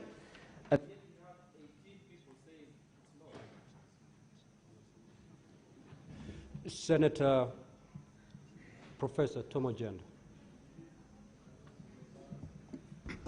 Mr. Witness, to the point, at page 14 of that 22, you confirmed that only there were no abstentions, 33 votes to the affirmative. Yet, if you look at the logins running from page 17 to the end, there are many failed logins. Would you verify whether the logins were by the MCAs who were voting? Number two, was it a concern to you that all the votes were yes and there was no person voting in the negative? But lastly, is this an agreed report? Because I can see the governor's team did not sign, only the assembly team signed. All the others who signed are from Senate. Is this a report? And lastly, do you have superior qualifications to these other people? Senator Wamatinga. Thank you very much, Mr. Speaker, sir, for giving me this opportunity. Mr. Witness, is it your evidence that indeed, and I want to refer you to page 16 of your document, and specifically bullet 3, voting process integrity. Is it your evidence that despite the fact that we've been informed that credentials of logging were shared, that then the integrity and privacy of the voting was guaranteed? Then, in bullet number 5 or 6, you said user training and awareness. Evidence provided in this, testimony provided in this house states that there was no training. Is it then your testimony that that training was done? Then the last question was, did you get to see the source code and see whether there was a limitation of the number of people who could vote in a certain string? Was the system in the source code, if you inspected it, geo-fenced, or was it accessible from any part globally? Then, Senator Crystal Asige. Thank you very much, Speaker. To the witness, you have clarified that there were about 9 IP addresses that were identical. Can you also verify if there were any others that were identical of the 33 votes casted? And can you verify from that list of 33 votes where each IP address is attached in terms of location? Senator Kinyua. Thank you, Mr. Speaker. Philip, because we are here in the morning and we have heard that there were challenges with this system, with the MCAs, and I want to quote Honorable Trump, who was saying in the morning, and he did mention that they were being assisted, some of them were being assisted. In the course of assisting, was it possible that this person who was assisting would have voted for this member without his knowledge, that now that this person does not know this system? Thank you, Mr. Speaker. Senator A.D. Okech. Then log out, Honorable Senator. Okay. Senator Mofire. Thank you, Honorable Speaker. Thank you, Honorable Speaker. My question is to the experts, and I want to know, as an IT expert, based on your audit, do you have confidence in the credibility and the accuracy of the results generated by the voting system? So at the same time, what could be the reason why we have 9 similar IP addresses and the others are different, assuming that they were all using one gateway, one Wi-Fi? Thank you. Senator Alan Chesang. Senator, proceed, Honorable Senator. Yeah, thank you, Mr. Speaker. My question to the IT expert. Now that on page 5 of your report, you had mentioned that it is not possible, Roman 3, that is a question of Roman 3, you had mentioned that it was not possible for any member of the county assembly to vote for another member. But again, now you've said that it is possible if they have their IPPD address and their ID number. So does that mean that your report, you're not sure of the report that you made? That is number one. And also, does that mean that you can also not assure us that this system is secure? That is number one. And also, maybe you cannot also confirm that you cannot detect. Senator Paris Tobiko. Thank you, Mr. Speaker. Mr. Witness, being the expert that you are, if you are the one putting up this system, setting up the system, are there other safeguards you would have put in place to secure the system and make it foolproof? If you have other suggestions, if you would have done it differently. Thank you. Senator Shakil Abdallah. Thank you, Mr. Speaker. Mr. Speaker, my question is, since it has been established that it's possible for others to vote for others, is it possible to establish the gadgets which were used? Because all the phones are registered under certain names. If I use my phone to vote for Fatma, it will show it is my phone which was used. Is there a way to know that it was my phone used to vote for somebody else? Thank you, Mr. Speaker. Senator Okenyuri.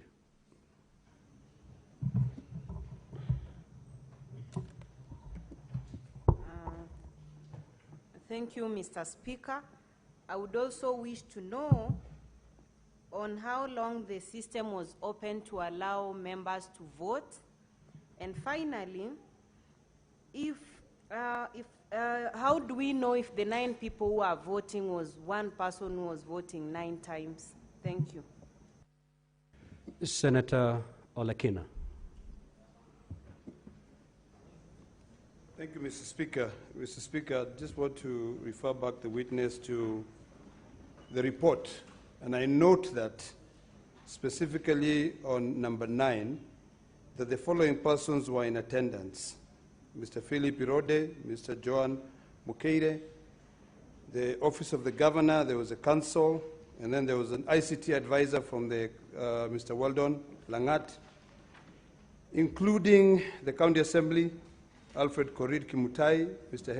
Hilary Kiplangat, and then you had the Senate Secretariat.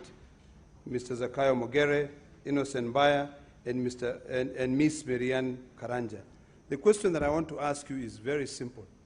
This report, although you are the witness standing there to be able to submit and to present the report, were you the only person who came up with this report, or this report was a joint exercise by all those people who, by the resolution of this House, ended up carrying out this exercise? Thank you, Mr. Speaker.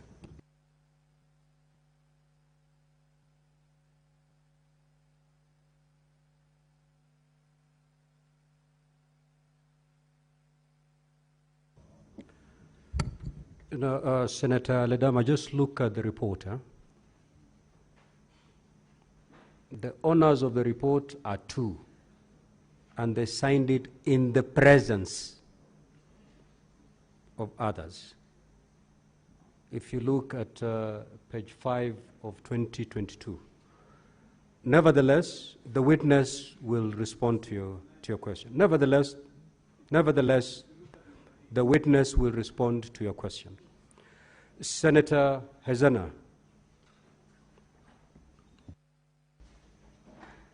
Thank you, Mr. Speaker.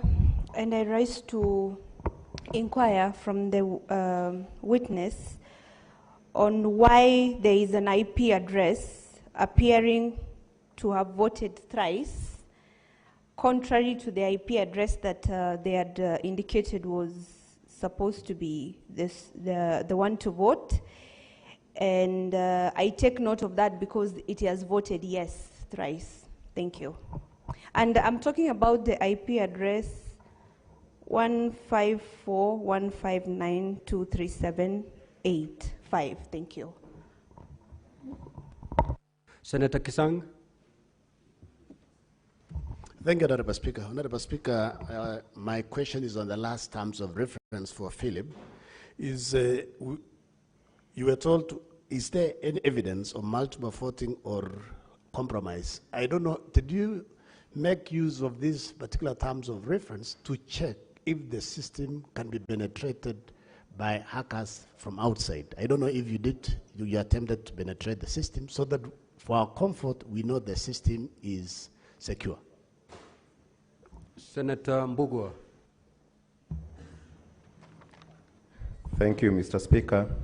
Mr. Witness, as an IT expert, whichever way this matter goes, would you recommend the Kericho County Assembly to continue using this system or any other assembly for that matter? Thank you.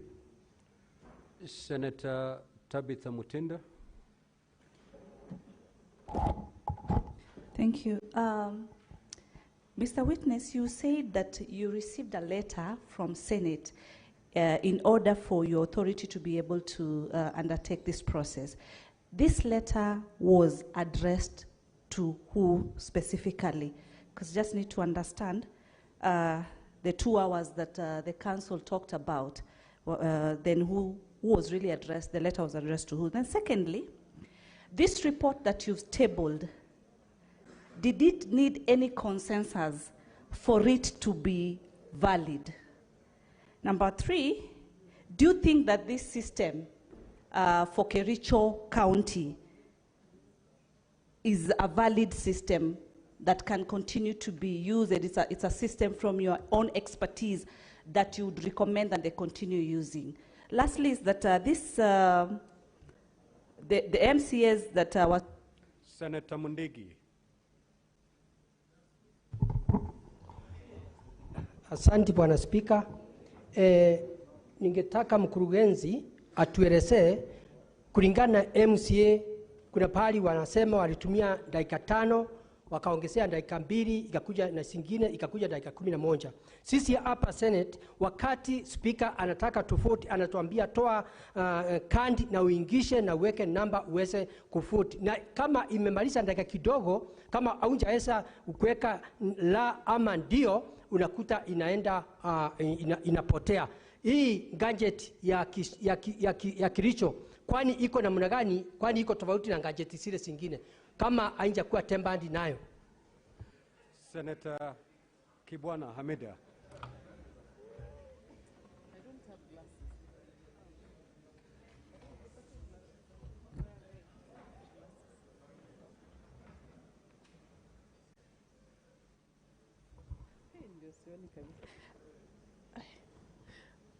I can't see.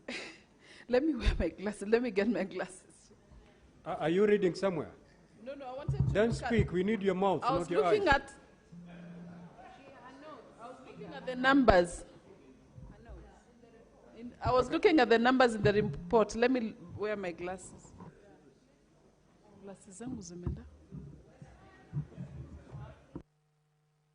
Okay, I'm told everyone on my dashboard has already got an opportunity to speak. So we will allow the witness to respond.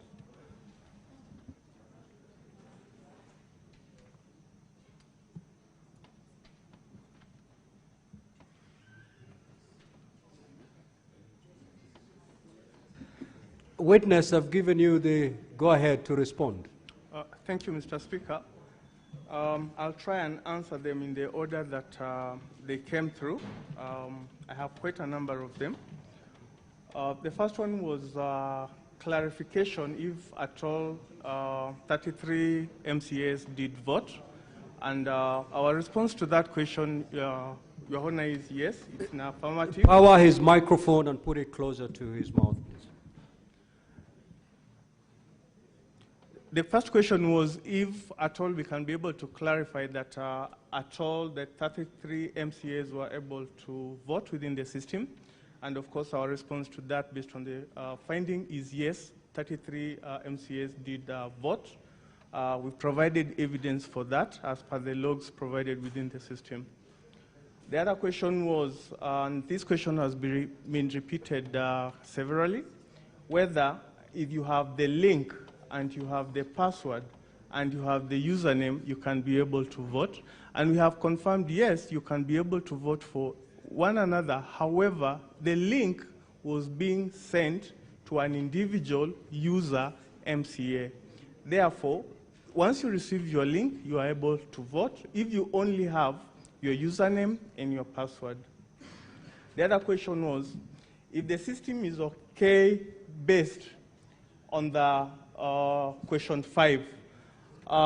If we go to question 5, we were asked the question as was directed to us as ICT authority to respond was, is there any evidence of multiple or compromise of the voting system and or any impropriety in the voting system or process? And I will want us to underline the word evidence. Our field is based on evidence. I have to be able to provide evidence. And the evidence that I collected is based on the logs that the system has no evidence of multiple voting. It has no evidence of compromise or any other impropriety of the voting system. And that's what we responded to, based on evidence. The other question was,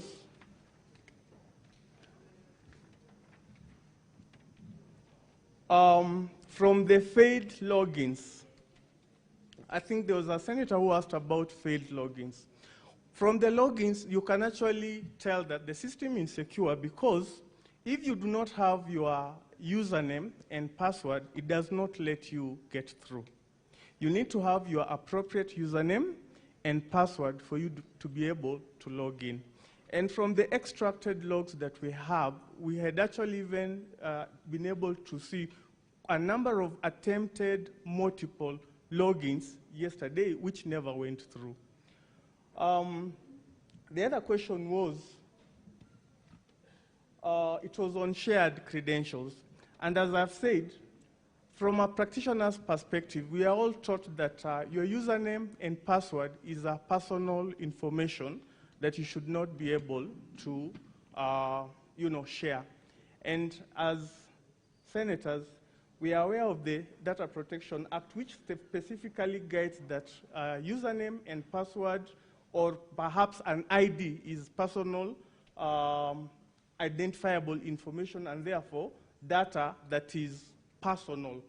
And therefore, if at all it was a practice within the county to share username and passwords, I think that is a wrong practice. However, from the evidence, and I'll still insist from the evidence that we collected, we were not able to ascertain that level of practice.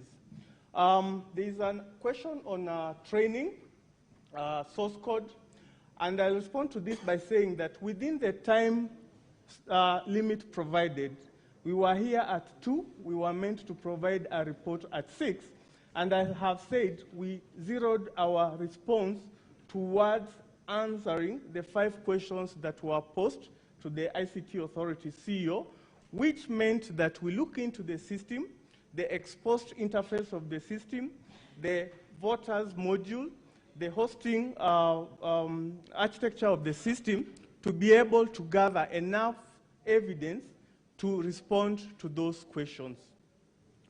The issue of geofencing, that is an architectural issue that perhaps require additional time for you to be able to ascertain whether the code has included aspects of geofencing. There's also a repeated issue about the 9 IP addresses, and as I have earlier responded to, is that these IP addresses are ideally a gateway for the county assemblies local LAN, that is local area network, or Wi-Fi, if that is what the MCAs use as an internet gateway. There was an issue about Mr. Trump, the challenges associated with voting. As a good practice, ideally, as I had said, from a practical ITGC, which is Information Technology General Controls, users are meant to be trained, and we received an affirmative Excel sheet that indicated that this had been done at the county. The other question was, we report about the system IP address. I think we have clarified that in our report, that the system is hosted on off-premise. That means not within the premise of the county. The system is hosted out of country. That is a host pinnacle. We have provided the published URL in our report that is on page 4. We were also asked to confirm whether the system is secure. I would want to confirm that we did an internal scan within the system, basically which is some sort of vulnerability pen test within the system.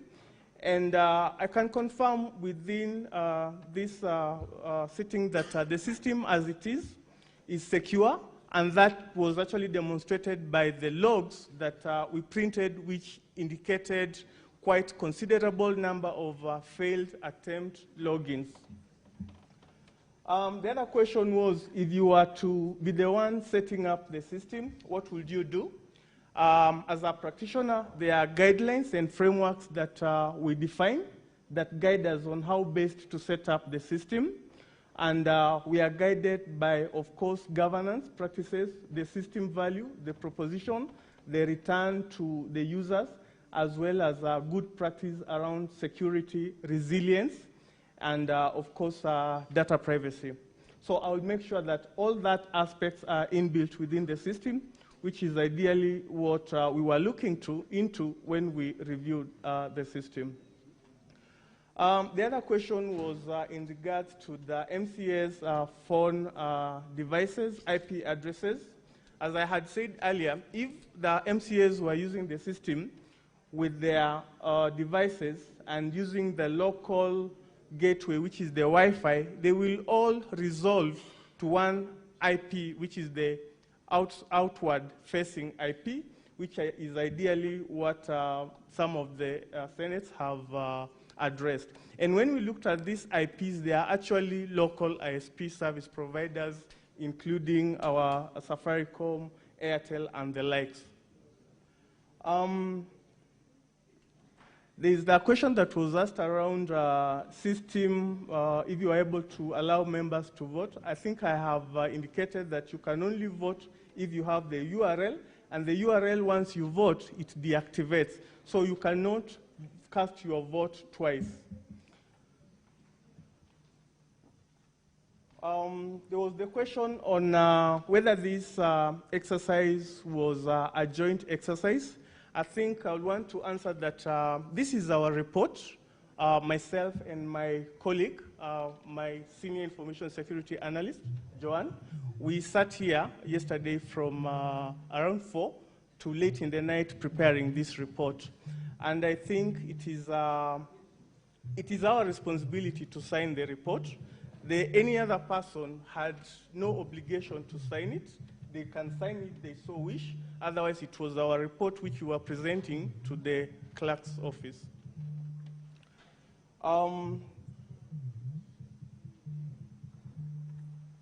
There's a question that has been asked whether IP 154.159.237-17 appears thrice. It is the same scenario. You can have,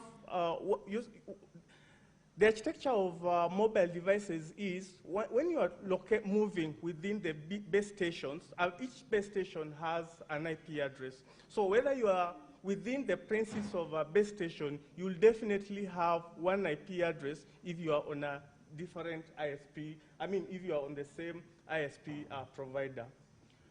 The other question was on ideally whether we can ascertain that the system has been secured. As I have said, yes, we've done a scan using our in-house tools provided by the ICT authority, and we can verify that the system is secure, as it has been demonstrated by the logs that are part of our annexes to this house. Thank you, Mr. Speaker. I think I've... No, Thank you. Think, yeah, there are some questions. Now you've... yes, Senator Christo. Thank you very much, Speaker. Speaker, listen, I only have just one question, which had not been answered. To the witness, I asked you just one question. I said, let me restate it. I asked, you have 33 people who have voted, according to the report. And you say that each of the votes cast are attached to a particular IP address. Some are in clusters, meaning they're identical to others. But can you tell us with certainty the geographical location of each of those IP addresses? If 33 people voted, where exactly did they vote from geographically according to the IP address attached to their vote, Speaker? I will also allow Senator Omtata, who has difficulty with his card. You may now proceed. Yes, Senator Azena, you had an opportunity. Senator Omtata, proceed. Thank you, Honorable Speaker. We are having the expert, the authority, the expert of experts before us. The IC authority of the Republic should be the expert of experts. And listening to him, it's like he's walking away from this report. If he did not have adequate resources, like I'm looking at answer number 4, you answer using, you put the word no in capitals, yet you have qualified it that you did not have enough staff to give us a credible answer. Because as you know, if you looked at what the County Assembly presented, those logs, there was no audit trail in those logs. And I appreciate that you had a very short time, you have presented your issues here. So I'm trying to struggle with the evidentiary value of this report. That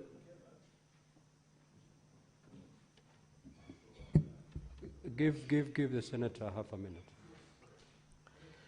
So, of what value is this report? And number 2, for lawfulness, we are told about .go.ke and .co.ke. As the regulator of the system, can a county government be allowed to run a system on an open server or a private host, or must it be on a government host? It came up during submissions. Thank you. Senator Hazana, you're saying your question has not been addressed. Can you repeat it? Yes, Mr. Speaker.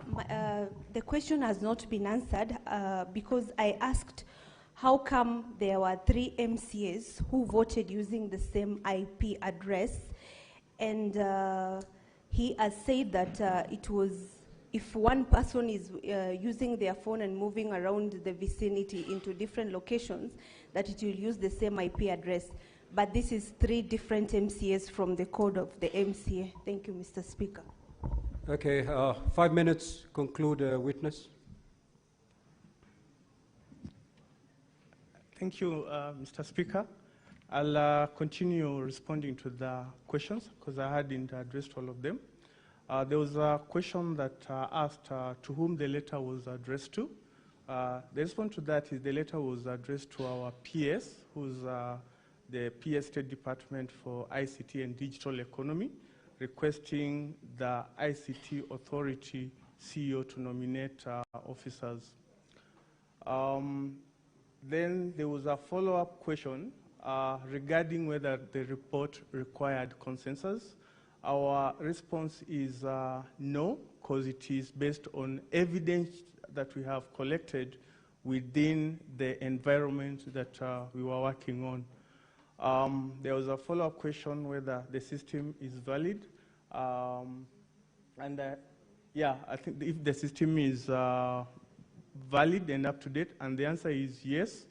The system, based on the scope and our surroundings that we were working on, yes, the evidentiary collected within the system are valid.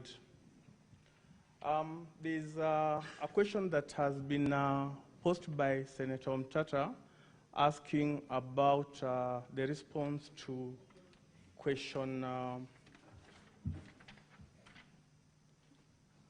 think you mentioned 3. Was it possible for any MCA or any other person who had a link to vote on the motion on behalf of an MCA or another MCA? I have indicated here that the answer is no. You cannot vote for any other person, and I have qualified it. You can only vote if you have all the 3 parameters, which is the link, which was provided for by the county assembly, and then your unique username, which is the IPPD, and of course a password, which is obviously meant to be private and privileged information. To respond to the other question that has lastly been asked, it is what value is the report? I think based on the matters at hand, your Honorable Speaker, this report is meant to guide us. We are responding to the questions that were posed to the ICT Authority in responding to the allegations of whether the system is a secure voting platform or not. And based on the evidence that we have provided before this House, in my field, we base our conclusion on evidence. And that is what we have provided based on the logs, based in the presence of both parties, and we have provided this to this House. We have clarified issues to do with IP addresses. IP is a unique... Witness. Yes, Your Honor. Just be very specific. Respond to the question by Crystal Asigi so that we end it there. Yeah, so the question asked by Honorable Senator is, are we able to ascertain with certainty MAC addresses? I'll still echo my earlier sentiments that MAC addresses are unique to devices, and MAC addresses are mapped to IP addresses. You need to have an IP addresses for you to access an external facing application. And based on the configuration of the system, within the logs configuration, the logs have provided an IP address which corresponds to a unique MAC address. However, within the logs within that voting system, MAC addresses are not configured as audit details to be collected. So you are not able to geographically place them? you can, using your IP, and ideally this is where the confusion between an IP and a MAC address comes in.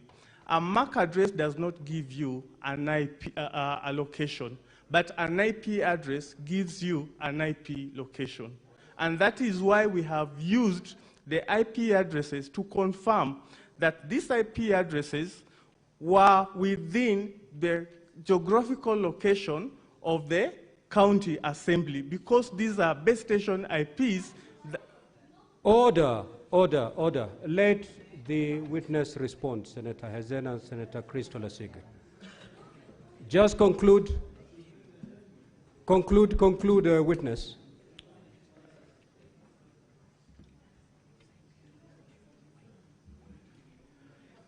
Your Honor, as I was saying, IP addresses gives you geolocation. However, MAC addresses don't give you geolocation.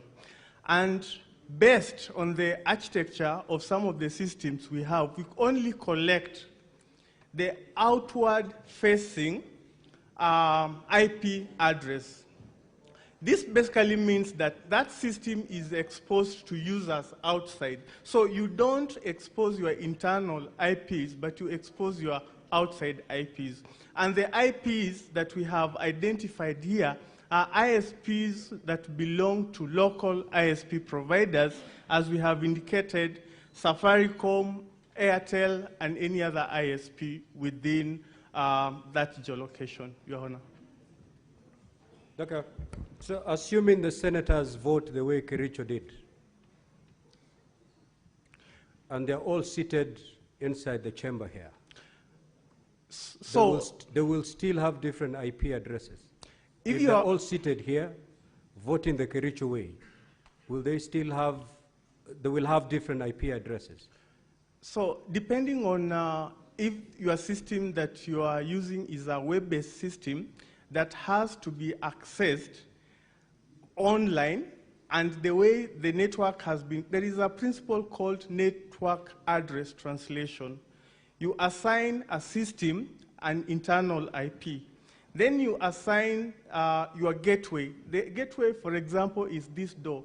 You configure the system such that you say any requests that are coming outside have to pass through this door and go to port so and so. So that basically means when you are coming in, you will have this door as the log. It indicates that you've actually accessed this system.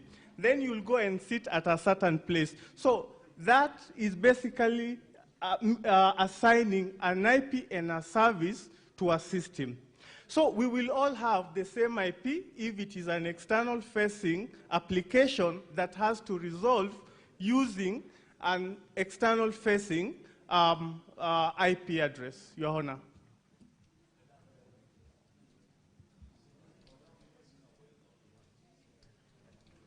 Have a seat, Mr. Witness.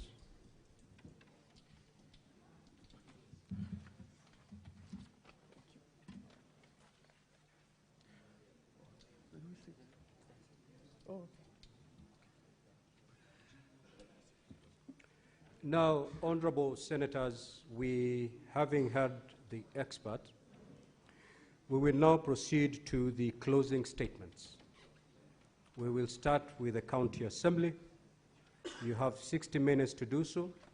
You may utilize all of it, or you may utilize part of it, but the maximum is 60 minutes.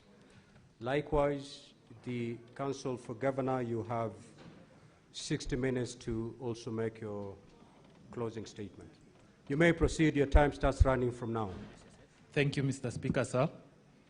For record purposes, my name is Kipkorir Elvis.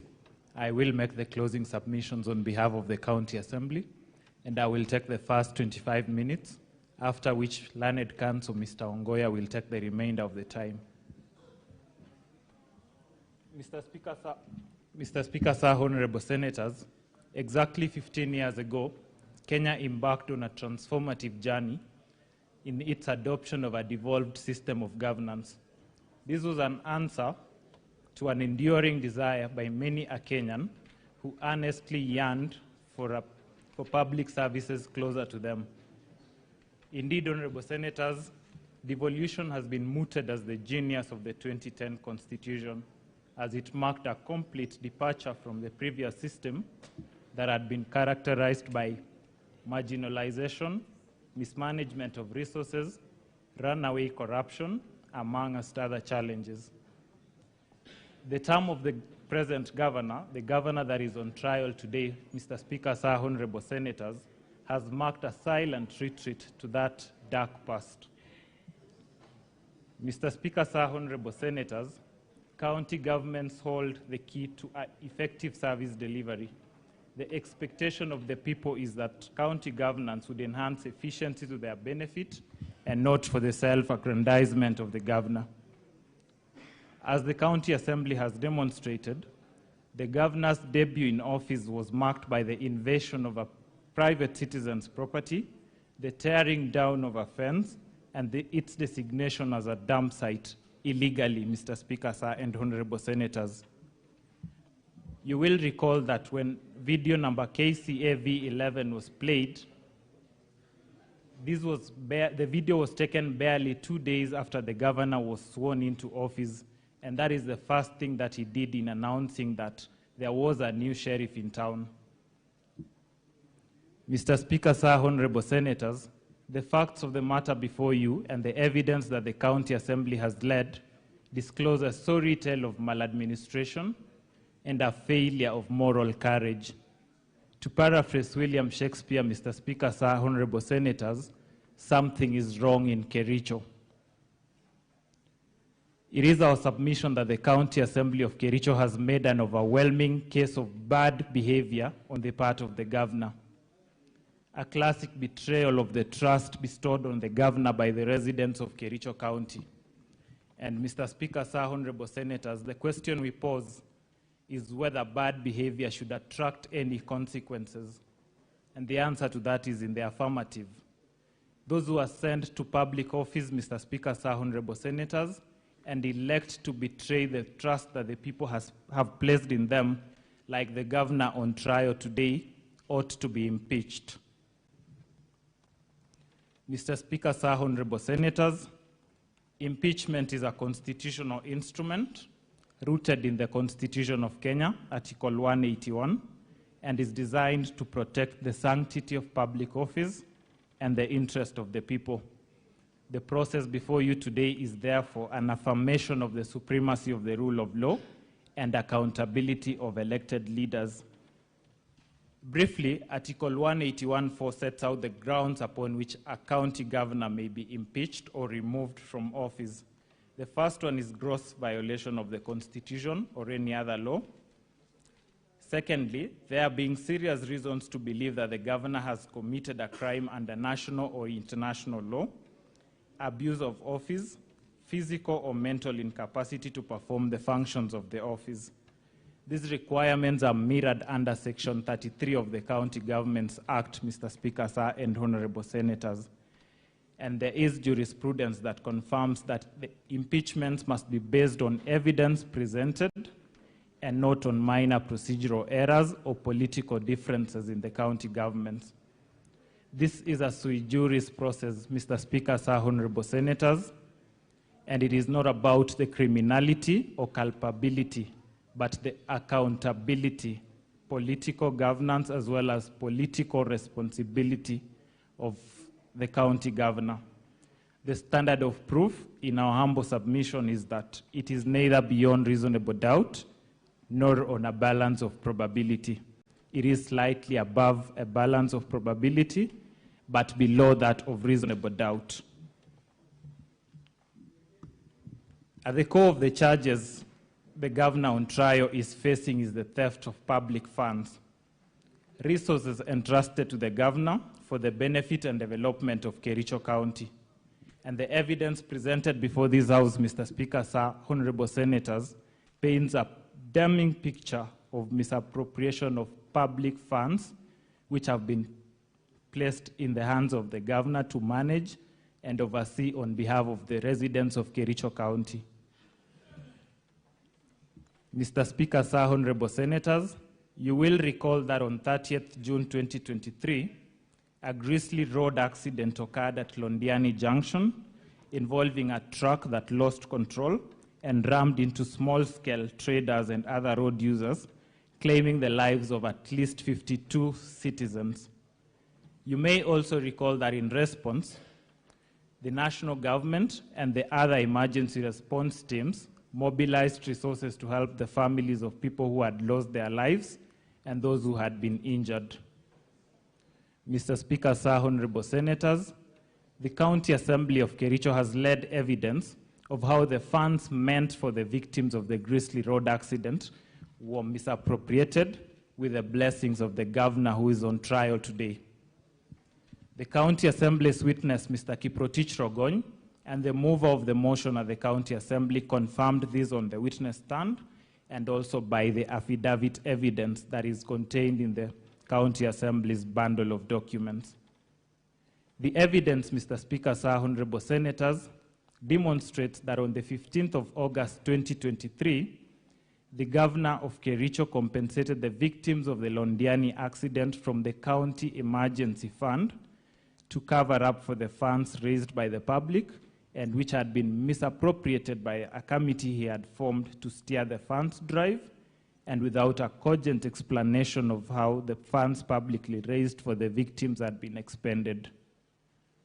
Similarly, Mr. Speaker, sir, honorable senators, the evidence led by the County Assembly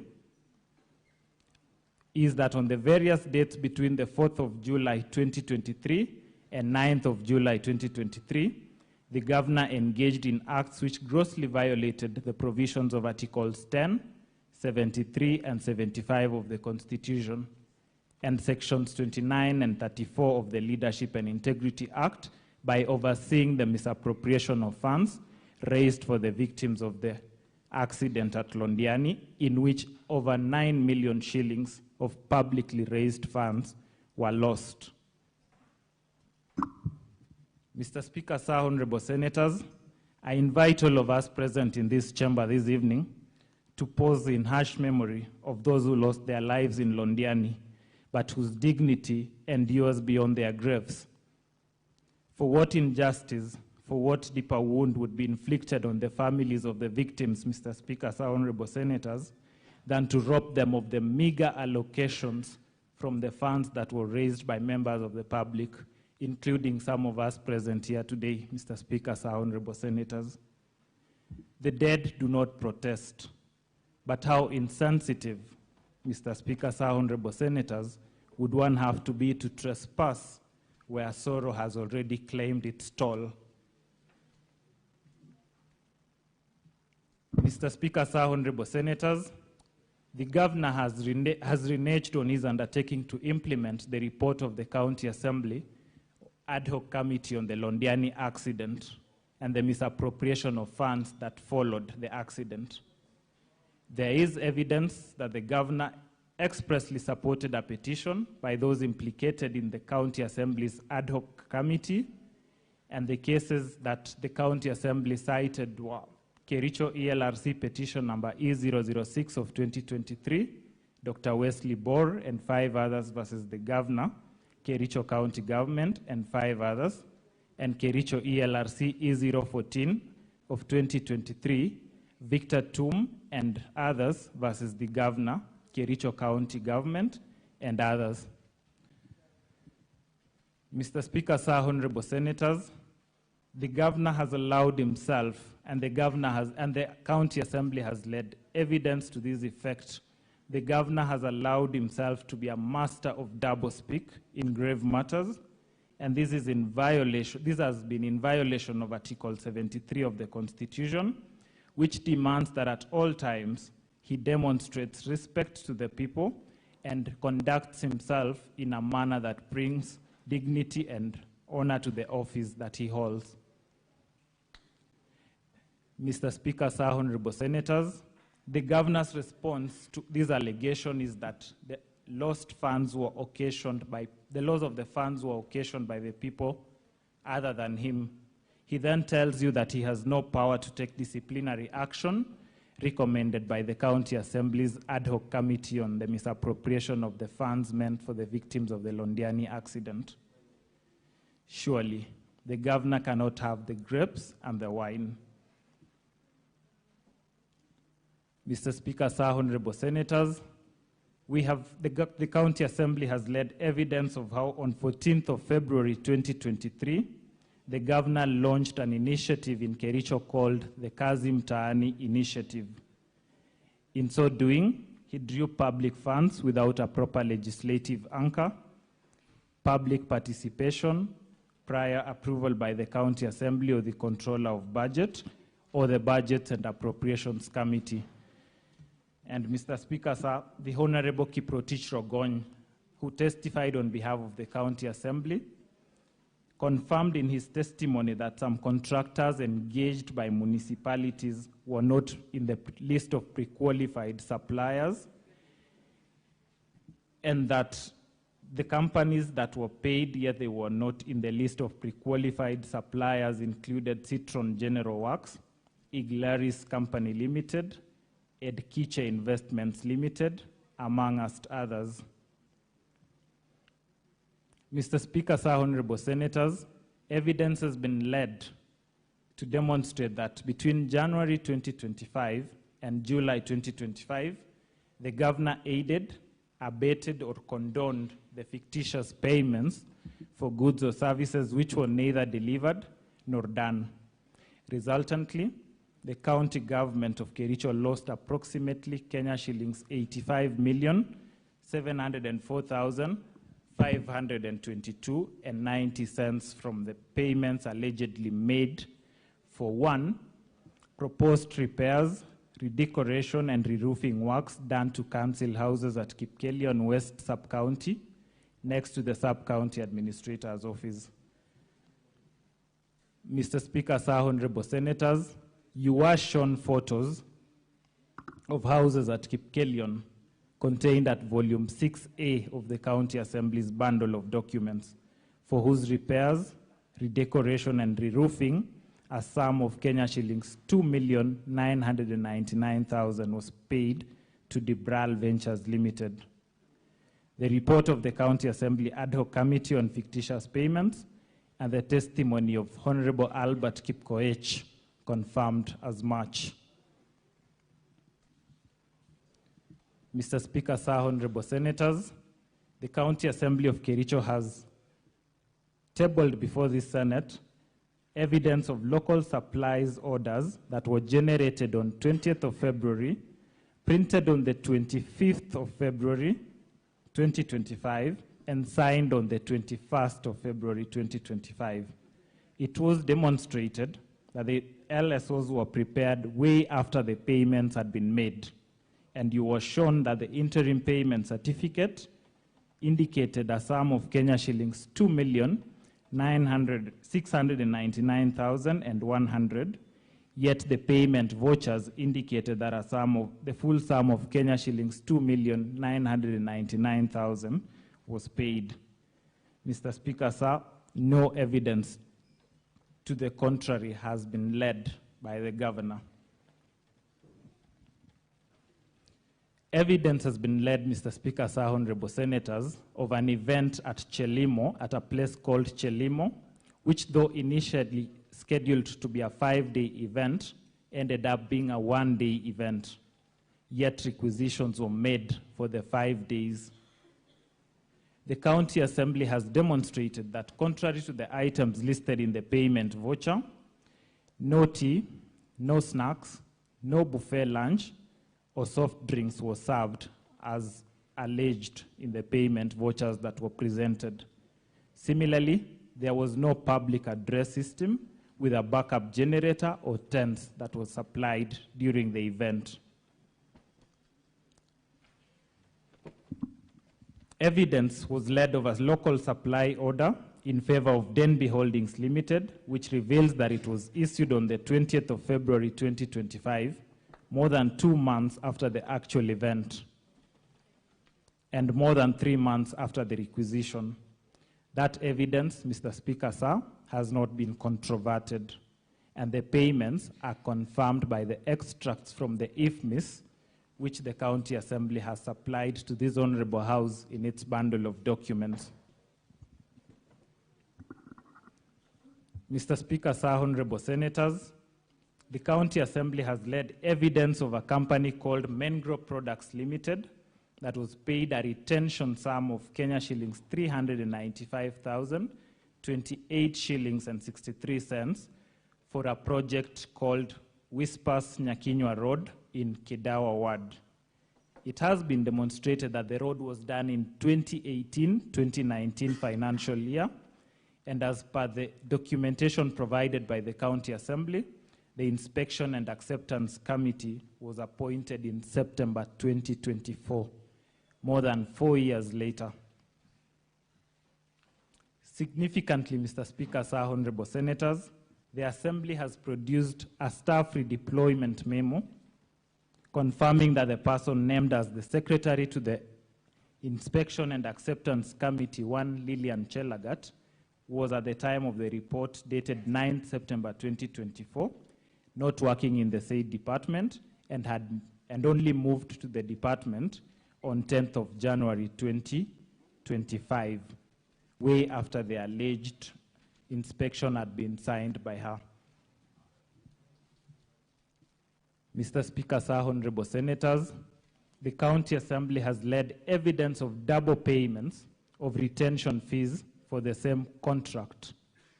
Each of the reports of the Inspection and Acceptance Committee have the same months of September 2024, and each of those reports have the same observations relating to the status of the project. That is, and I quote, bush clearing, grading and graveling activities were done to the required specifications and workmanship was substantially satisfactory, end of quote.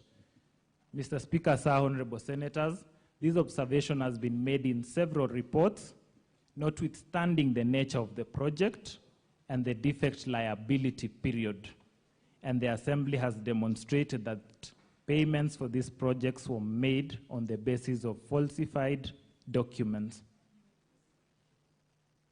It has been demonstrated, Mr. Speaker, Sir, Honorable Senators, that some of the goods and services and works were procured without following proper procurement processes. There were no tender opening committees, as required by the Public Procurement and Assets Disposal Act at Section 78, as read together with the regulations on public procurement and asset disposal. Similarly, the Assembly has led evidence that there were no professional opinions done to the accounting officers as required by Section 84 of the Public Procurement and Asset Disposal Act 2015. Mr. Speaker, Sir, Honorable Senators, evidence has been led to the effect that in the financial year 2024-2025, the Department of Agriculture, Livestock and Cooperative Management budgeted a sum of Kenya shillings 14,980,640 for the purchase of soya, beans, sunflower seed cake, and cotton seed cake to support cooperative societies within the county of Kericho. Anomalies in the procurement process have been demonstrated, and the ad hoc committee on fictitious payments noted that at the time the payments were made, no supplies had been done to the various cooperatives, despite full payments having been made to the suppliers.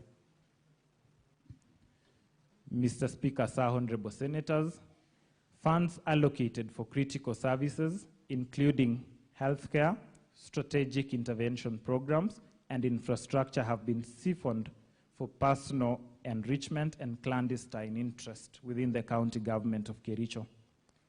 You have been treated to attempts to deflate the issues on misappropriation of funds, and you have been told that the mover of the motion is hell-bent on getting the governor out of office by whatever means. You have also been told, all in an attempt to deflect from the main issues, that the impeachment proceedings are motivated by other interests. Far from it, Mr. Speaker, Sir, Honorable Senators. It is not about who the governor perceives to be his competitor. It is about accountability, and it is about protecting the resources of the people of Kericho County. The County Assembly led evidence to demonstrate that the period between the year 2023 and the year 2025, the governor presided over unfair, skewed, and nepotic distribution of projects under a program called the FLOCA funds. The funds have been utilized in an imprudent manner and misappropriated. It has been demonstrated by the County Assembly that the governor's home ward, namely Chemosot ward, got projects worth 21,701,590, while many other wards, not only in other sub-counties, but even within Bureti sub-county, which have not received a single project under the fund. Mr. Speaker, sir, honorable senators, the affidavit and the evidence of Mr. Honorable Vincent Korir contained in volume 3 of the County Assembly's bundle of documents at pages 109 to 113, and the video marked as KCAV5 confirms as much. In other instances, the position taken by the governor in his response contradicts the position that has been taken by his county executive committee members, and one instance stands out. There is a project that has been flagged called Soliat Tree Nursery Establishment Project, in which the Committee on Fictitious Payments noted that the water pumps, the pipes, and the fittings had not been delivered or installed in the project, while the governor maintained that the project had been done as per the bill of quantities contained in volume 2, page 133 of his bundle of documents. Mr. Speaker, sir, honorable senators, at volume 4A, pages 377 of the County Assembly's bundle of documents, you will note that the scope of work included installation of water pumps, fitting of pipes, and yet that was not done. It is the County Assembly's case that this points to a governor who's either out of touch or complicit in the misappropriation of funds. And Mr. Speaker, sir, honorable senators, what more could constitute bad behavior?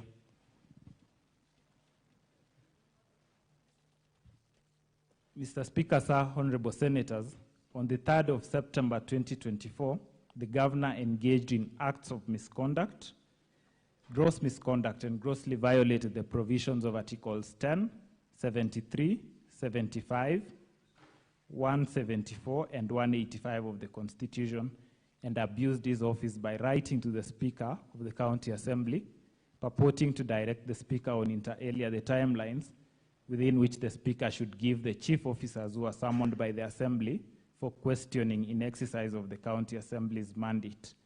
The County Assembly, Mr. Speaker, sir, honorable senators, has tabled evidence of the governor's engagement, connivance, and complicity in the acts of subversion, discrediting, and impeding of the overall oversight role of the County Assembly. Mr. Speaker, sir, honorable senators, in response to all these grave allegations that have been leveled against the governor of Kericho on misappropriation of funds, he has elected to hinge his defense on technicalities and mere denials.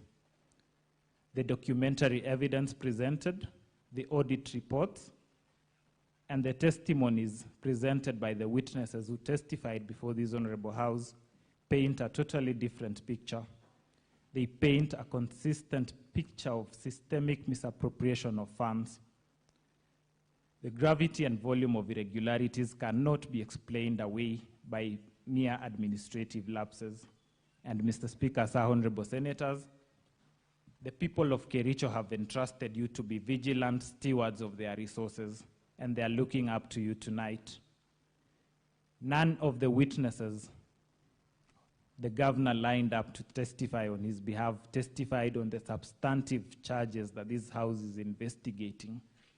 And we invite you to draw an adverse inference on that account, Mr. Speaker, sir, honorable senators. Misappropriation of public funds is not just an economic wrong. It is a moral affront, and it inflicts lasting humiliation on the people who are forced to endure the consequences, some of which are dilapidated roads, hospitals, and other attendant failures in governance. It breeds a culture of impunity, Mr. Speaker, sir, honorable senators, where those in high office believe that they can act with wanton abandon and shielded by political connections or procedural technicalities. Mr. Speaker, sir, honorable senators, we beseech you not to allow impunity to take root in the county government of Kericho. We urge you to let the vote today be a testament to the enduring values of our Constitution: accountability, transparency, and justice. Justice for the people of Kericho, justice for the residents who have had to endure the consequences of the misappropriated funds, and particularly justice for those who bestowed their trust on the governor and in the hope that he would deliver on the promises that he made. Mr. Speaker, sir, honorable senators, I respectfully urge you on behalf of the County Assembly of Kericho to find that the charges against the governor have been substantiated. I thank you and will yield the floor to my senior, Mr. Ongoya.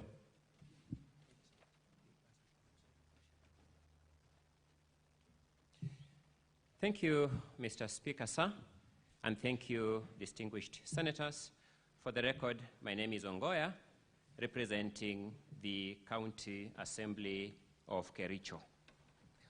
I wish to begin by making an overall observation that after all the charges that were leveled and all the evidence particularized of impropriety against the governor chose not to take the witness stand and answer to any of those charges. The question is this: when a charge is leveled and the evidence, the quantity and weight of which has been played before you by way of witness testimonies, documentary evidence, and video evidence, and the person called to account refuses to take the opportunity given to him to account, what inference will you draw from that? When you begin deliberating, I invite you to consider that aspect of this case. Having said that, there are certain matters that arose in the course of clarification by senators that I wish to address myself to as part of these closing submissions. We stand here as lawyers, Mr. Speaker, sir, distinguished senators, as people who have to offer guidance on the harmony or otherwise between the evidence on record and the law established. The conclusions to be drawn from that evidence on record and the law established are purely yours as judges, and as participants in the justice process, we have no choice but to accept your verdict unless one pursues any other option known to law. So two questions arose, Mr. Speaker. Distinguished Senator Onyonka presented to the expert witness a question in the form of that both the passwords and the usernames to this system were made accessible to all MCAs. Mr. Speaker, sir, let the Hansard record me as saying that there is no such claim made by any witness before this assembly. The witness before this, the evidence before this Senate has been and remains this. 2 links were sent to MCAs. Link number 1 communicated IPPD numbers which were to be used as the user names. A username, to my lay understanding, is like my email address, which I put on my letterheads and put on my contact numbers, which is itself not a risk. The second link was the voting link. It went with the instruction that every individual MCA will use their own ID, national identification card numbers to vote, so that the aspect of the passwords were never communicated to everybody at all. I have been a participant in the processes of this House, both as an academic and as an advocate, as I'm doing, and I know that there is a rule in this House of accuracy of facts. Whenever one makes a decision, the accurate fact is that no witness, both from the governor's side or the assembly side or the expert, stated anything to the effect that people's ID numbers were communicated to everybody. It is important that that fact is captured by the record and the decision makers so that a decision is made on the correct set of facts. Secondly, a question arose from the clarifications as to whether there was a possibility of geolocation of these IP addresses. I can do no better, because I am no IT expert and cannot pretend to be one, than to look at this Senate's own appointed expert. At page 13 of that expert's report is IP address lookup. Page 13 of that is IP address lookup. Then it says geolocation data from, then there are some details there, but I'm interested in the country, Kenya, region, Kericho. I do not know what conclusion you can draw from that, because I am no ICT expert, but the only evidence available to us shows some geolocation of this IP address to Kericho. I thought that is an important question for you to take into account. Allow me to then address the question that has now emerged as the question of the voting process. And let me observe this. Number one, whereas this House is not strictly bound by rules of evidence, this House, in fact, applies rules of evidence, by which I mean it does not completely disregard rules of evidence. That is why witnesses swear their affidavits as required by rules of evidence. Witnesses take the witness stand and are sworn as required by rules of evidence. Witnesses are examined in chief as required by rules of evidence. Witnesses are cross-examined as required by rules of evidence. Witnesses are re-examined as required by rules of evidence. So the point I'm making is that whereas you are not strictly bound by rules of evidence, your rules don't disregard rules of evidence. There is a presumption in evidence law called presumption of regularity, that when you are presented with official documents, Kenya Gazettes, official government reports, you presume them to be regular until credible evidence to the contrary is proved, is presented. The County Assembly has presented you evidence of 33 MCAs voting for the impeachment of this governor. The County Assembly has given you an expert witness who has said, as far as is concerned, these 33 MCAs voted for the impeachment of this governor. The governor has presented an expert here. That expert has not controverted that factual content of the official document, the Hansard, that in fact 33 MCAs voted for this governor. This Senate, faced with those two witnesses, has called its own ICT expert. That ICT expert has returned a verdict that from the information available to him, in fact, 33 MCAs voted for the impeachment of this governor. It forces, therefore, it demands, therefore, us to conclude that no evidence has been presented that challenges the Hansard of the County Assembly and the resolution of the County Assembly that 33 MCAs voted for the governor. Let us look at the attempts to challenge that position. First, the records will show you that the governor's claims before you were premeditated claims. He entertained these claims in advance of the voting process. His advocate is captured in the Hansard of the County Assembly saying, we know that people have voted for or will vote for 4 members of the County Assembly. This was said in advance of the voting. Let us look at this carefully. An MCA comes and tells you that 18 MCAs left their phones in the car. The MCA who came here, Honorable Anita Mibei, confirms she had her phone inside the chamber. It means the allegation that these MCAs left their phones inside the car is not worth of any credit. That's what it logically means.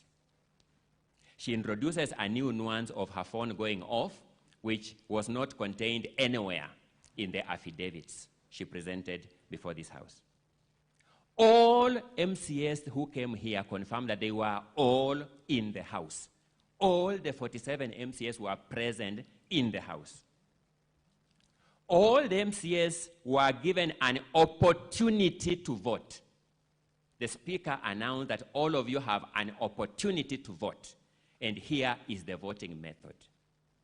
And if any one of you has difficulties, go to the gadgets presented to you by this assembly and be assisted to cast your vote. No MCA says, I attempted to cast my vote as guided and anyone frustrated me. No MCA says so. The governor makes a claim that 4 MCAs did not in fact vote. The system returns them to have voted. One of those 4 MCAs comes before you with another affidavit. She's called Edna, and says, in fact, the contents of the other affidavit is wrong. In fact, I voted, and in fact, I never signed the other affidavits. What is the net effect of this development? The net effect of this development can only be one: distinguished senators, and that is the claim that these 4 MCAs did not vote is not believable. That's the only conclusion you can draw. So, let us face this. The governors, I'll come to that in a short while when I begin analyzing those witnesses one by one. But let me address you on the lack of logic in the totality of the governor's case theory. There were 47 MCAs entitled to vote in Kericho County Assembly on the 15th of August, 2025. If you believe, as the governor believed, and as his council believed, that someone voted for you with your credentials, the logical thing is to attempt to log in with those credentials and say, I was unable to log in because somebody had already used them as passwords to log in. That's the logical thing. The other logical thing, if you believe that the system was capable of double voting, is to log in and vote yourself. Because once you log in and vote yourself, and somebody else has double voted, the system will return more votes than the registered voters. That's the logical thing. So I do not know, Mr. Speaker, sir, distinguished senators, whether we have a case of imprudence or dishonesty on the part of these witnesses.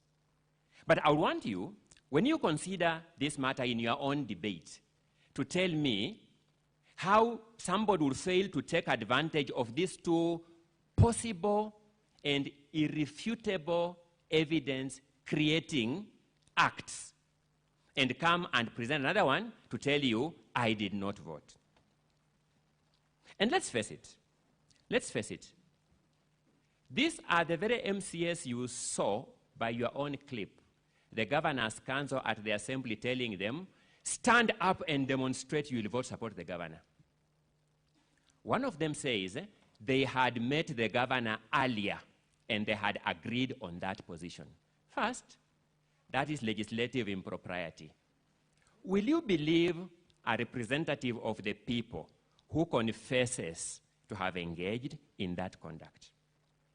I am inviting you to find the overall conduct of these people to be not worth of your credit. But let me point out something else. Mr. Peter Wanyama, advocate for the governor, says, in fact, he logged into this system twice and voted.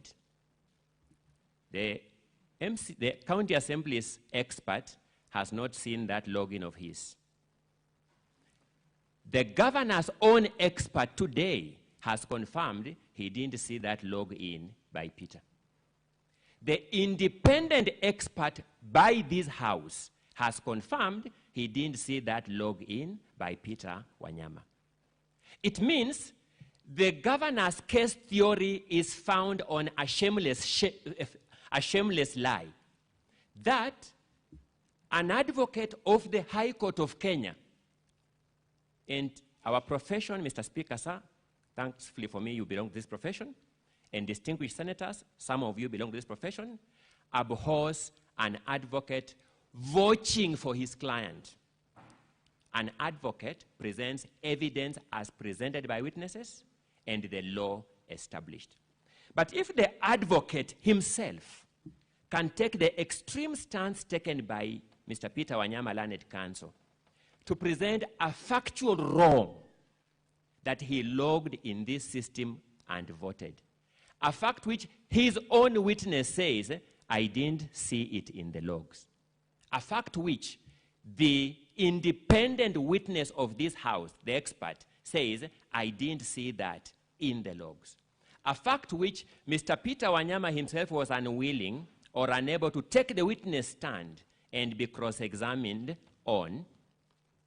I invite you to draw a conclusion that there is enough evidence that the governor was willing to go to any extent to deceive this house, that this voting process was in fact compromised. Let's face it, distinguished senators. Every system, ICT or otherwise, can be made better. Any system can be made better. Banks work on ICT system, and many other systems now, operations work on ICT systems, whether they medical systems, be they aviation industry systems, and all other systems. Each one of them can be made better. The fact that the system adopted by the County Assembly of Kericho can be made better is not a basis for invalidating that which it has done. The only basis for invalidating that which it has done is credible and irrefutable evidence that the system was in fact compromised, not capable of being compromised. No single witness before you has brought that evidence that this system was in fact compromised.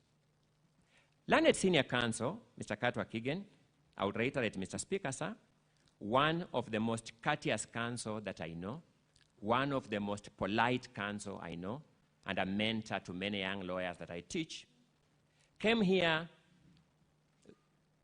and this, in his opening remarks, which are captured at page 25 of Wednesday this week morning, observes that this site was pulled down, and in a response to the PO, it was brought up again. The logs by these witnesses would have shown that act of pulling down the site and re-uploading the site. Not the County Assembly's witness, not the governor's witness, not the independent witness of this Senate has captured that log of interference with this site by pulling it down and re-uploading it. I am reiterating a simple and straightforward case that this evidence shows that this governor could go to any extent, including getting senior and reputable counsel, to present factual inaccuracies before this Senate just to achieve the termination of these proceedings on a technical objection. As you vote on this issue, I beseech you to debate these questions, and if you reach answers contrary to these submissions, I will live with your verdict peacefully. If you reach a verdict that conforms to this verdict, once again, I will be able to live with it peacefully. Look at how the county governor's council stood before the county assembly and the governor himself and commandeered, assumed the speaker's role, commandeered the MCAs stand up. What had they done to those MCAs to assume that kind of control over them? I am not sure that if I stood before here and commanded these senators to stand up in direction, they will take it seriously, however persuasive my case. What had they done to them? Between this system that provided some form of privacy for the individual MCA and the so-called roll call system, in that context of this governor and this advocate commandeering MCAs on record, which one would have guaranteed better integrity and independence of decision-making by this assembly? It is expected that any MCA who took advantage of that semblance of independence and voted for this motion, having been earlier intimidated and commandeered, may consider stating that they had not voted. In the next few minutes, let me reflect on the question raised by the majority leader on the 3 MCAs. For starters, distinguished senators, there were 4 who took that position as represented by the governor. Along the way, my learned colleague, Mr. Katwa Kigen, confirmed one of them abandoned that position. This position that we did not vote, which witnesses are liberally taking and abandoning, can we take it as a definitively confirmed position that witnesses didn't vote? Because they are taking and abandoning. That's number 1. Number 2, let's look at the residual 3 that are of concern to the question raised by the majority leader on behalf of the House. One of them is Martin Kiplangat Cheruyot. First, you'll notice that Martin Kiplangat Cheruyot swore the same affidavit with Edna Tonui. Same affidavit, they jointly signed it as we.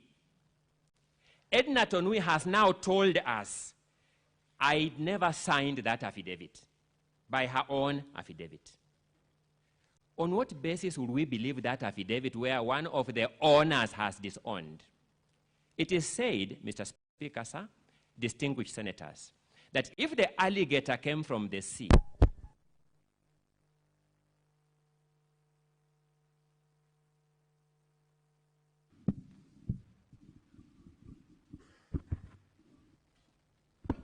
systems do this, an expert told to audit this system can recommend some things that can make this not to happen. It does not mean that what we are doing here is invalid.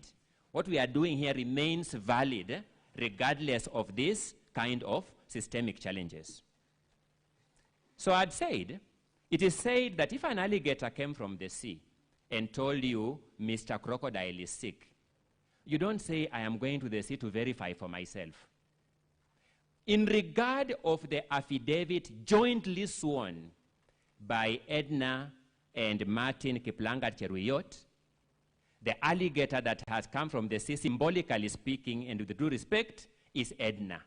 She has told us that affidavit is fake. That signature is not mine. How much more evidence do we need to discredit that affidavit? Then comes the other joint affidavit of the 18 MCAs, on which, again, Edna's name is indicated. She has come from the sea and told us that affidavit is fake I didn't sign it. Why would we believe anything from that affidavit?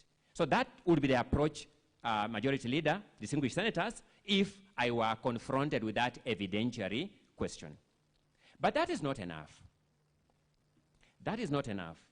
Consider the evidence of Amos Birir Trump, who is asked a simple question, Mr. Speaker. This affidavit you claim to have signed jointly, the 18 of you, what time did you sign it? Daytime or nighttime?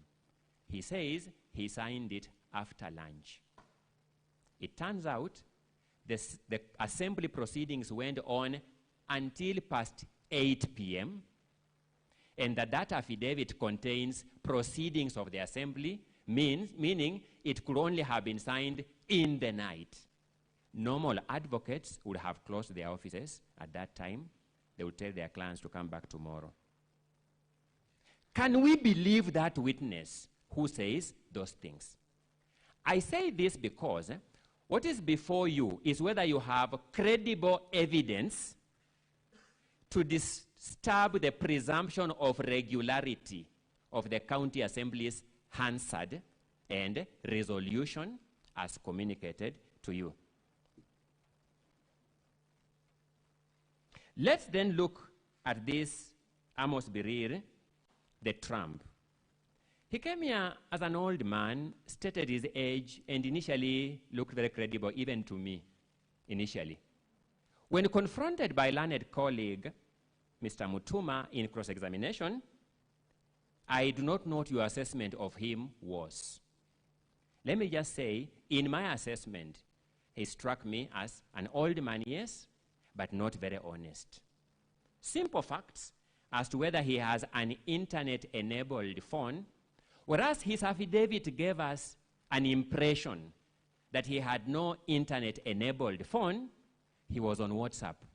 In fact, that number, which he said was in the phone he was carrying in this house, was itself on WhatsApp. I do not know how much more credibility you can give such a witness. He needs redemption in the area of credibility. If you sought my opinion, the verdict belongs to you as whether you would believe him. A witness called Hilary Kibet Bosuben confirmed that he had a laptop supplied to him by the county assembly. He confirmed to him that he used this integrated system. Remember, voting is just one of the components of this system, but this system discharges multiple other functions. He used this same system to make his requisitions for payment of allowances for committee sittings, to register his attendance at committee sittings. It's these same people who use this system to register their attendance in committee sittings who are saying they have never been trained on this system. Fortunately for us, none of them claim to be missing out on their sitting allowances because of this system. It's enabling them in their bread and butter matters. It is only when voting is concerned that they draw the line. I then pose the question, are these the people, distinguished senators, whom you will say that you believe them that they didn't vote? Because to disturb the verdict of this assembly, you must reach a conclusion that, in fact, these people did not vote for the motion. At that juncture, credibility becomes the most important question. As you consider this motion, distinguished senators, remember Geoffrey Bett. Geoffrey Bett appeared before you as a person living with a disability, a mobility-related disability. He poured his heart out to you. He told you, I have come before you as part of my healing process. He told you, this governor confronted me in a joint sitting of the CECs and COs. He told you in that joint sitting of CECs and COs, when I was proposing to him that rather than procuring a financial management system at 68 million shillings, we can internally develop it at about £1 million shillings and prudently use taxpayers' money. He told me, I thought you only had a physical disability of your limbs. Kumbe, you also have a mental disability. Those were the words of Geoffrey Bett here. Geoffrey Bett has told you, I have come to this Senate as part of my healing process. I want you to consider Geoffrey Bett as you vote. Will your vote to rescue this governor aid Geoffrey Bett in healing? Or will your vote to save this governor add insult to injury to Geoffrey Bett? That issue is on trial before the Senate. Given a chance to take the witness stand, defend himself, and possibly address Geoffrey Bett wherever he is and say, Geoffrey Bett, before this same forum you sit, I am sorry for what I did to you. The governor has chosen not to take that stand. Allegations of financial impropriety, particulars of which were laid before you by various witnesses and documents, and which have been summarized by the learned counsel who came before me, are clear that Kericho County is hemorrhaging in loss of public funds. The governor had two opportunities. One, to get his concerned officers, CECs, COs, procurement officers, to swear affidavits and shed light on these matters. I invite you to reach a conclusion that the failure of the governor to call those witnesses to come before you and give account constitutes his shielding of those witnesses. A governor who shields witnesses who spend taxpayers' money, as we showed you on the Kipkelion housing saga, who shields his officers who spend money, as we showed you, in respect of the Londiani unfortunate accident victims, cannot claim it is not my act. He must take the ultimate responsibility, at least for shielding those officers. Secondly, given a chance to come and take the witness stand and explain himself, because the evidence we have shows irrefutable evidence of hemorrhaging of public funds, he has declined to take the witness stand. I invite you to conclude that the act of the governor to refuse to take the witness stand, when the time there showed that the governor still had slightly over 30 minutes of his defense, is an act of arrogance on his part, not warranting any mercy from you. If you take all these factors into consideration, my invitation would be, you can only do one thing, the right thing: impeachment of this governor. The County Assembly of Kericho has done its part. The Hansard of this House, as a historical record, will document that. Fortunately for me, the check is still open for you to sign. The history book is still open for you to record your position in that history. The Hansard is still recording you. It will record your vote. Distinguished senators, how will history document you individually and collectively regarding the side of history you belong to? The side that dignifies Geoffrey Bett, or the side that undignifies him? The side that protects taxpayers' money, or the side that does not? I am done with my part. The ball is in your court. I rest my case. Counsel for the governor, the floor is yours. And your 60 minutes start running from now. Thank you, Mr. Speaker. Mr. Speaker, honorable senators, my colleague, for the record, my name is Wajiko Diongo. I will commence the closing argument, then my two colleagues will come thereafter. Honorable senators, our point of departure is the sequence of events as prescribed under Section 33 of the County Governments Act. And definitely, as we sit here, it's not in dispute that the county assembly has the jurisdiction, the first jurisdiction or the first instance in moving a motion for the impeachment of the governor. However, Mr. Speaker, in doing so, they must do so within the confines of the law and the edicts of the Constitution. They must adhere, in the very least, to Article 10, the principles and values of governance, and must do so within the provisions of Article 181. Therefore, before this House can admit this motion, it must then be satisfied, as we raised in our preliminary objection, that the threshold of the 2/3 majority of the Assembly was met. But in determining this question, serious issues have been raised on what transpired in the Assembly on that day, Mr. Speaker. Several clips, videos have been played in this House on what transpired. And what can be seen is that from those videos and the picture which has been painted is that for the first time, the Kericho County Assembly introduced electronic voting system. The MCAs had never been trained about this system. It has not been controverted by our colleagues from the side of the Assembly. It's also in addition that it is on the floor of that motion that the Speaker of the Assembly informed the MCAs that now the electronic voting system had been deployed. From the ICT officer of the Assembly, Mr. Alfred Kimtai, Mr. Speaker, when that question was put to him, he admitted that the system was deployed 2 days before.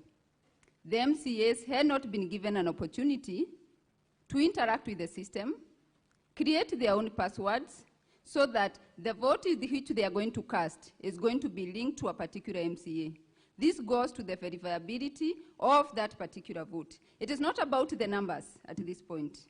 It's about the process within which that election was undertaken. Because an election is not just an event, it's a process, Mr. Speaker. It can also be seen from those clips which have been played in this House that there was a division in the Assembly. And when there is a division, the standing order requires that a roll call vote is taken on that issue. The issue was raised by one Gabriela, who has been called as a witness before this House, and was supported by 17 others, making a total of 18. And it is at that point, the standing order number 79, Honorable Senators, that required the Speaker to direct a roll call vote to be undertaken on that issue, Mr. Speaker. However, the Speaker of the Assembly instead went on to declare that the voting was going to proceed electronically.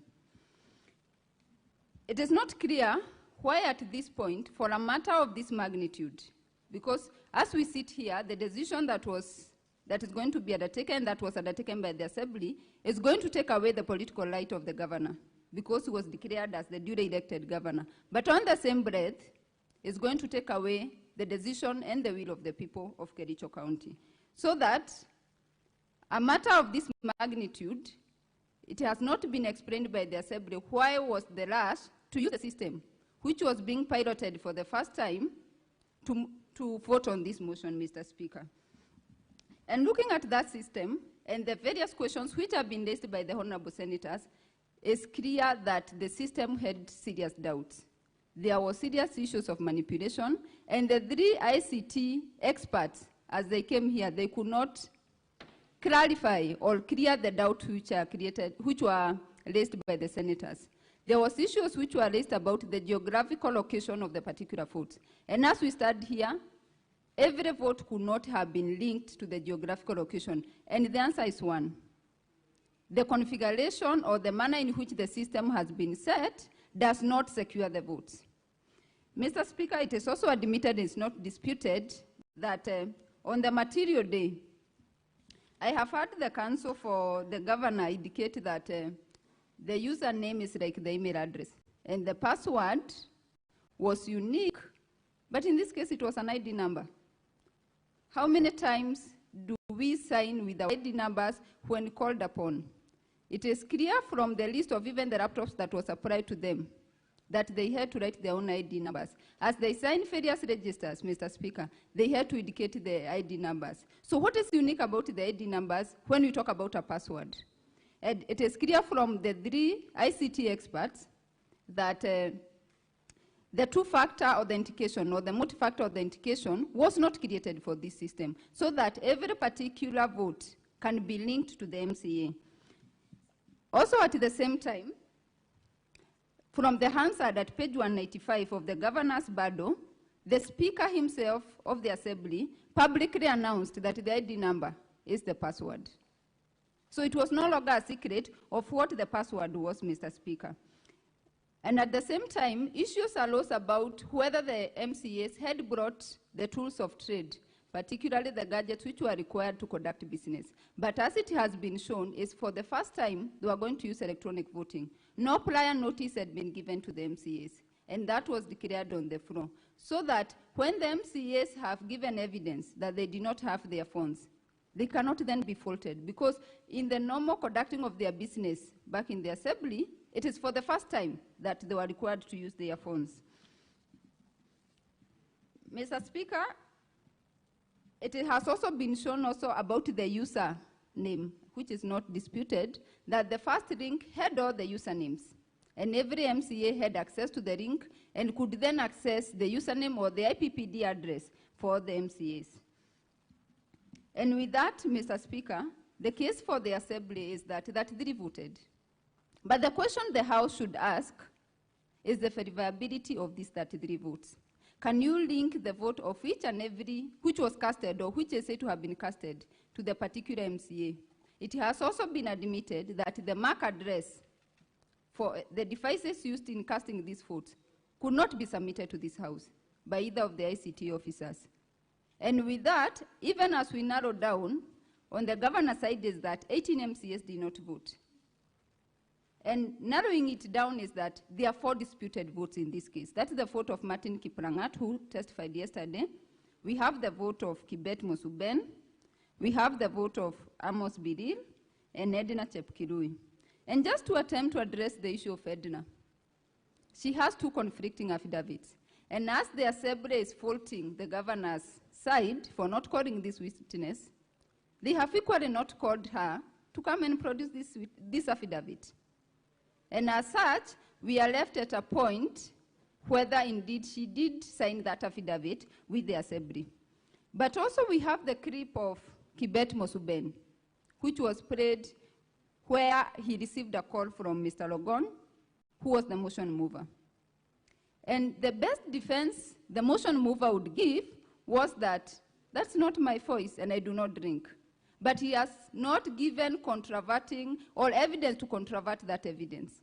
He has not given his call logs to say, on this particular date, I did not call Honorable Kibet. He has not controverted that clip apart from just denying, which is so easy to say, that's not my voice as it is, even when clip has been played. And so that, Mr. Speaker, as I wind up, from the system, without these doubts being created, the ICT officer from the Assembly could not supply the system security certificate for this system, could not supply the penetration certificate for this system. He also admitted there was no personalized password which was created for every MCA. And what was available as the password was the ID which was available to other third parties. So that the question then the Honorable Senator should ask, how secure was the system? And how verifiable is the vote which was cast? Honorable Senators, as you look at the affidavit of Mr. Alfred Kimutai, the ICT officer, at paragraph 23, 30, 31, and 32, it is his admission that the system design is very simple, accurate, verifiable, secure, and user-friendly. However, with the doubts which have been created about the system, has it met those standards? But also in the same breath, even after this House, let me use it on a right note, ordered for the server to be opened. And the ICT experts had to testify. It has created more doubts than answers to these honorable senators about the verification of the votes and the security of that system. And it's not even in any way comforting. But if that doubt then is there, and the verifiability of the votes cannot be proven, the integrity of the system cannot be proven, it cannot then be said the 2/3 threshold was met. And it is thus our submission, Mr. Speaker, that the jurisdiction of this House has then been prematurely been invoked in this case. And the charges and the motion by the Assembly should not be admitted. Thank you. We can have my senior pick it up from there.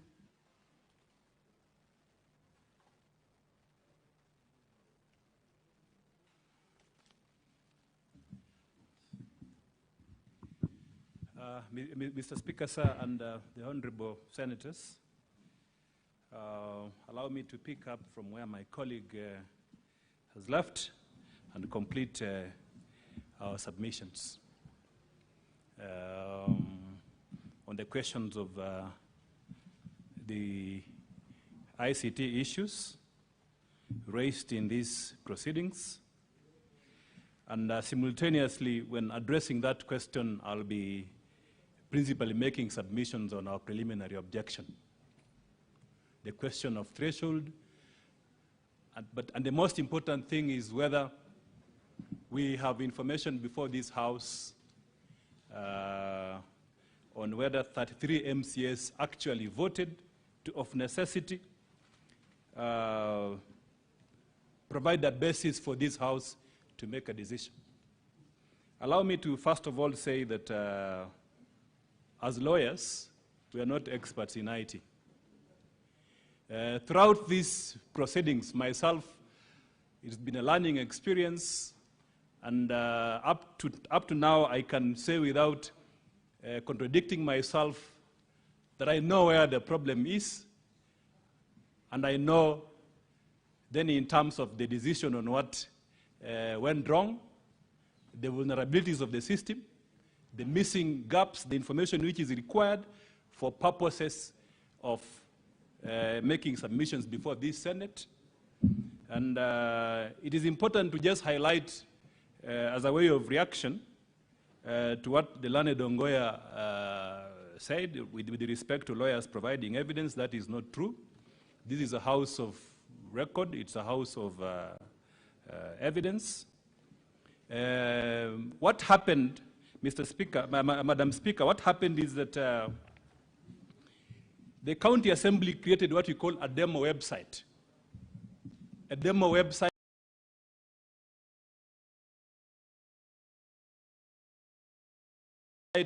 two days ago.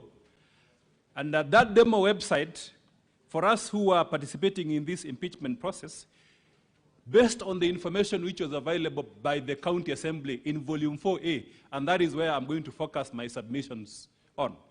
Based on the information available, publicly available, and that's one of the issues which we have demonstrated here as a major vulnerability of this process on the aspect of verifiability, accuracy, and authenticity of the system, confidentiality and data protection, which has a heavy constitutional implication.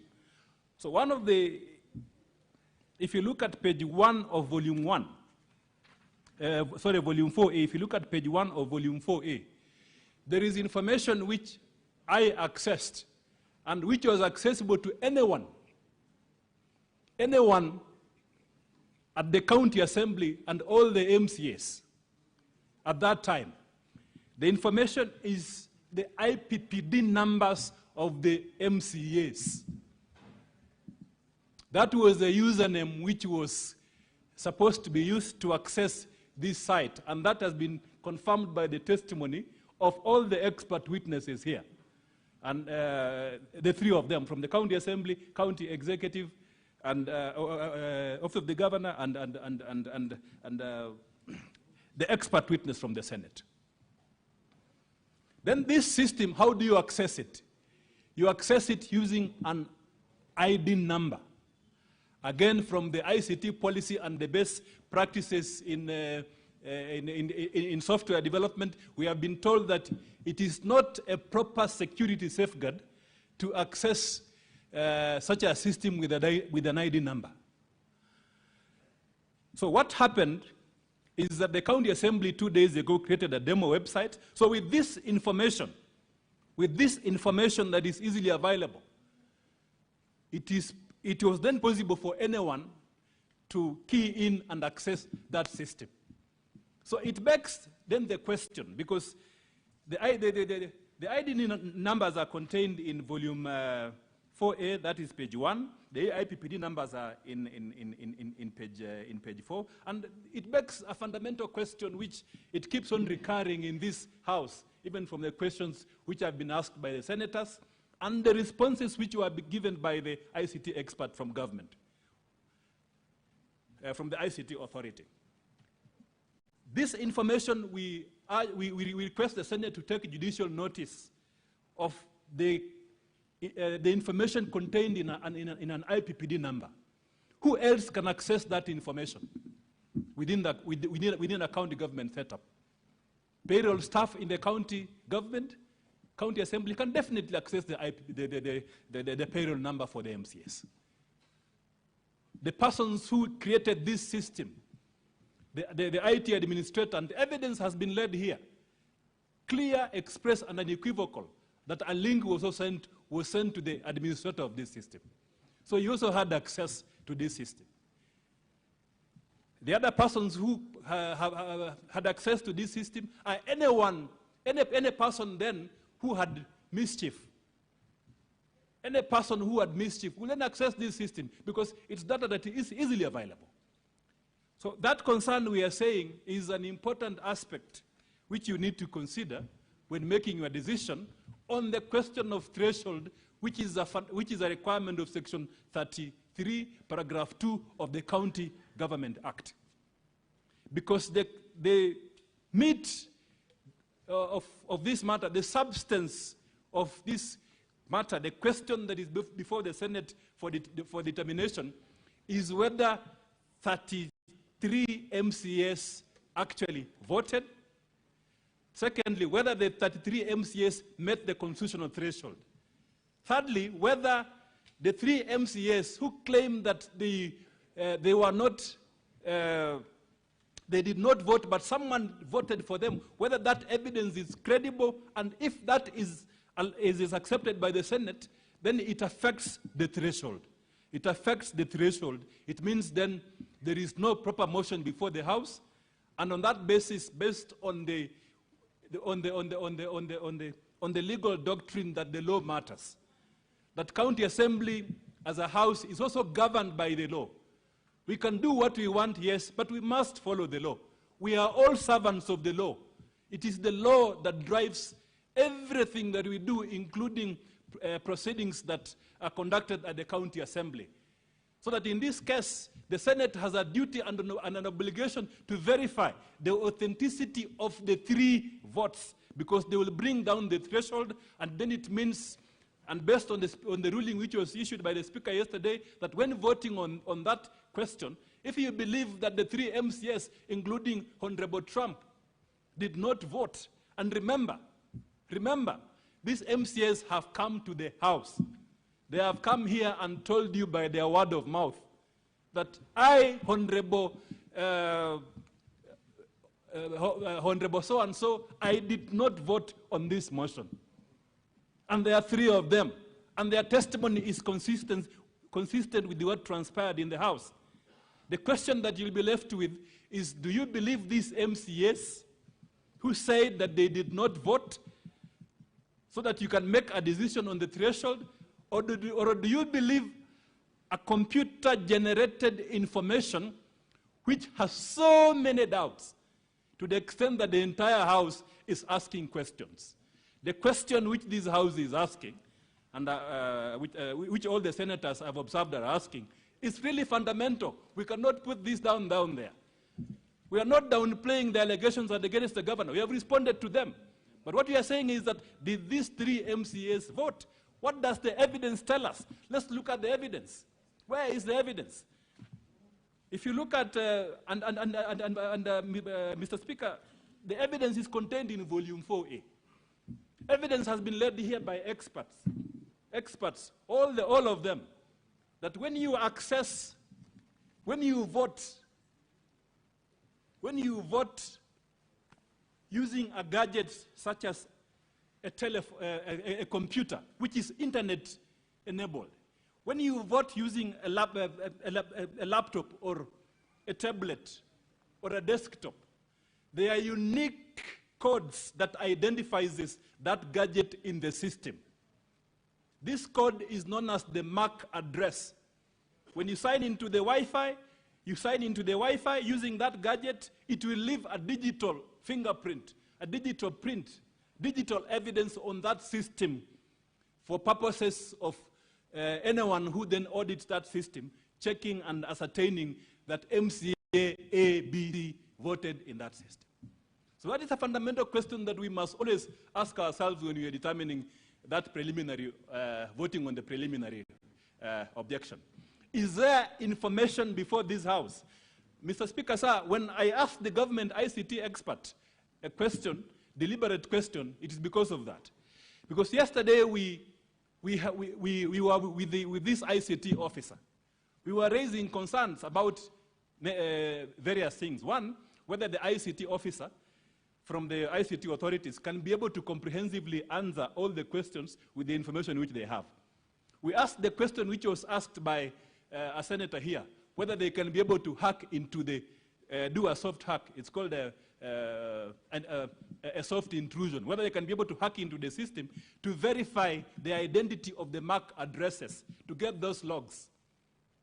We asked that question, and then the ICT officer walked out for 2 hours, and then came back. So we were appreciably apprehensive. What did this ICT officer go out to do for 2 hours?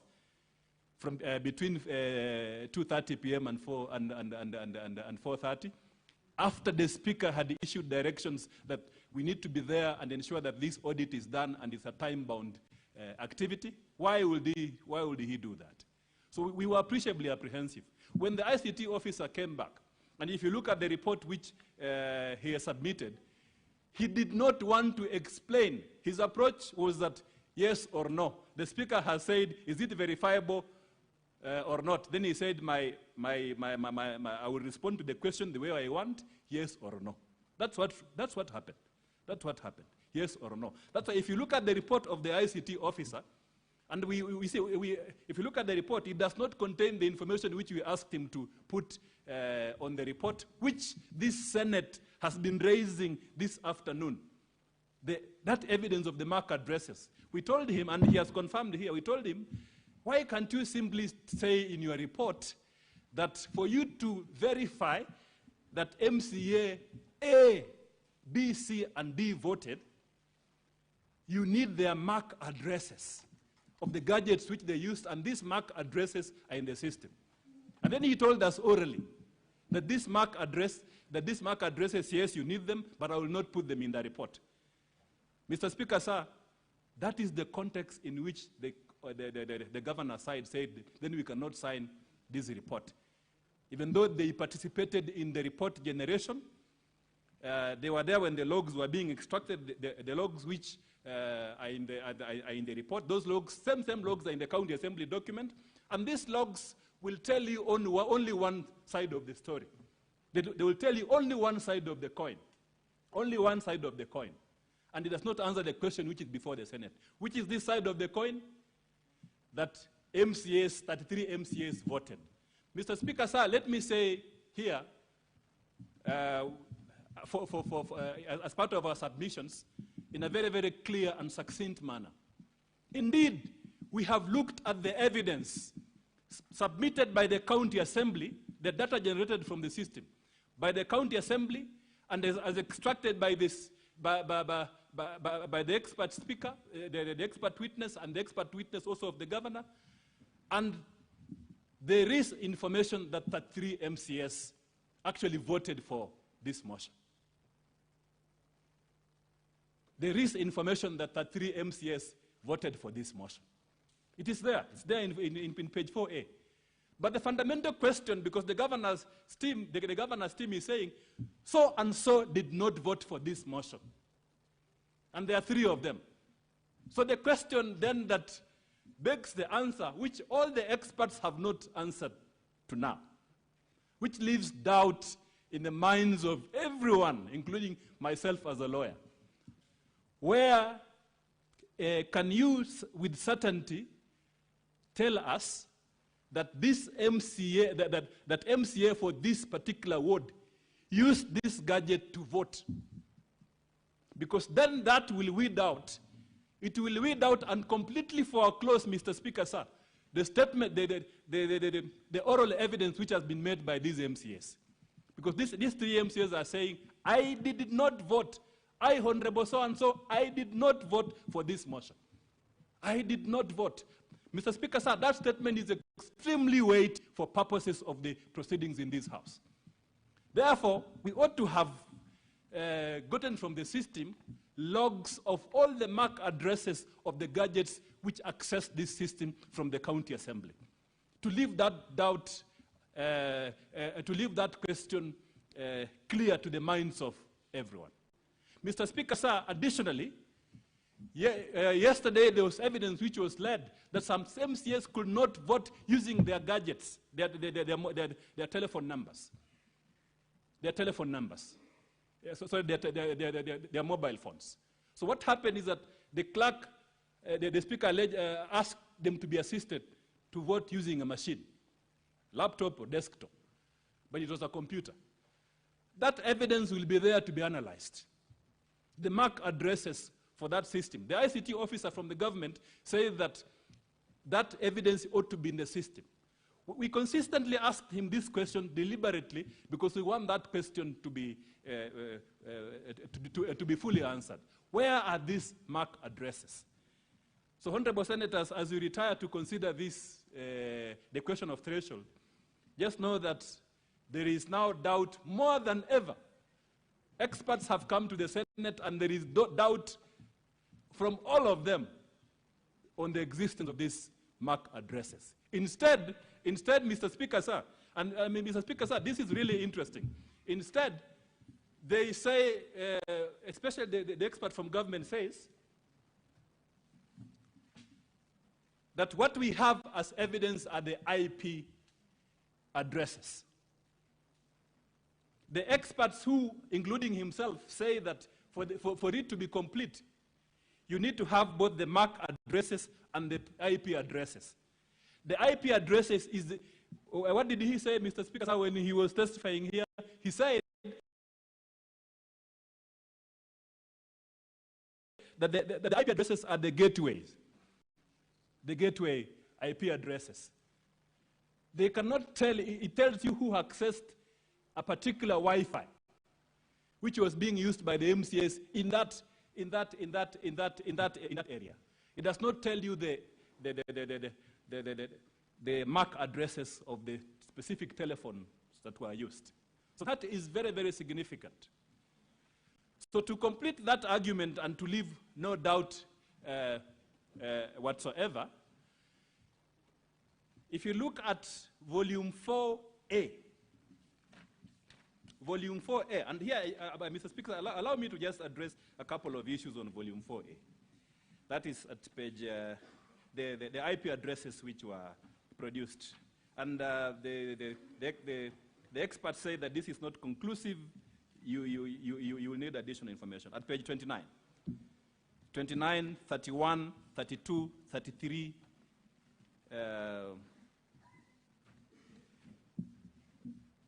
of volume 4A. The Honorable Senator Asige, I don't know whether she's here, probably listening to where she is, asked an extremely important question, Mr. Speaker, sir, which affects the aspect of verifiability. Verifiability. Even on these IP addresses, we have left the issue of the MAC address, of the MAC addresses. Let's look at these IP addresses.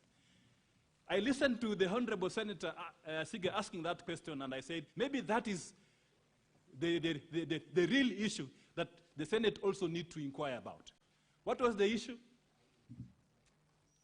How many Wi-Fi? They say that if you have a gadget and you access the system, you will use a Wi-Fi. That's what they said, Mr. Speaker, sir. Is that right? Yes.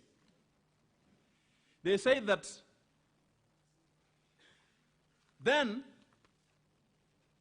9 MCAs can have the same IP addresses because they access the same Wi-Fi. Again, that's what they said. I'm not picking this from there. Statements from the word of mouth. So the question is, if you look at these 33 IP addresses at page 29, page 32, page 29, 30, 31, 32. Mr. Speaker, sir, look at these IP addresses. Are these IP addresses the same? Mr. Speaker, sir, there are some which are the same. And this was pointed out. There's an IP address which features really prominently. It appears 9 times. This is 41, 139, 237.129. This IP address appears 9 times. 9 times.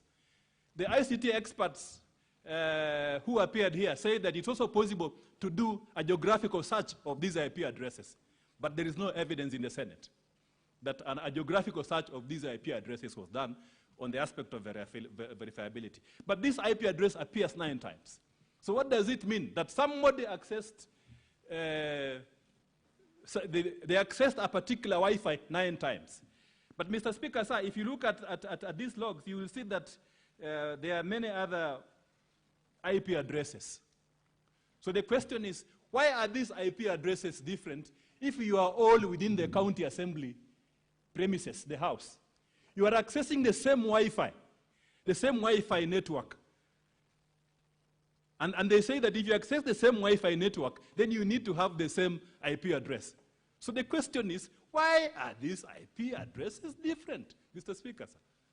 Is it possible that the Kericho County Assembly has 6 Wi-Fi routers? Because when I counted, I saw.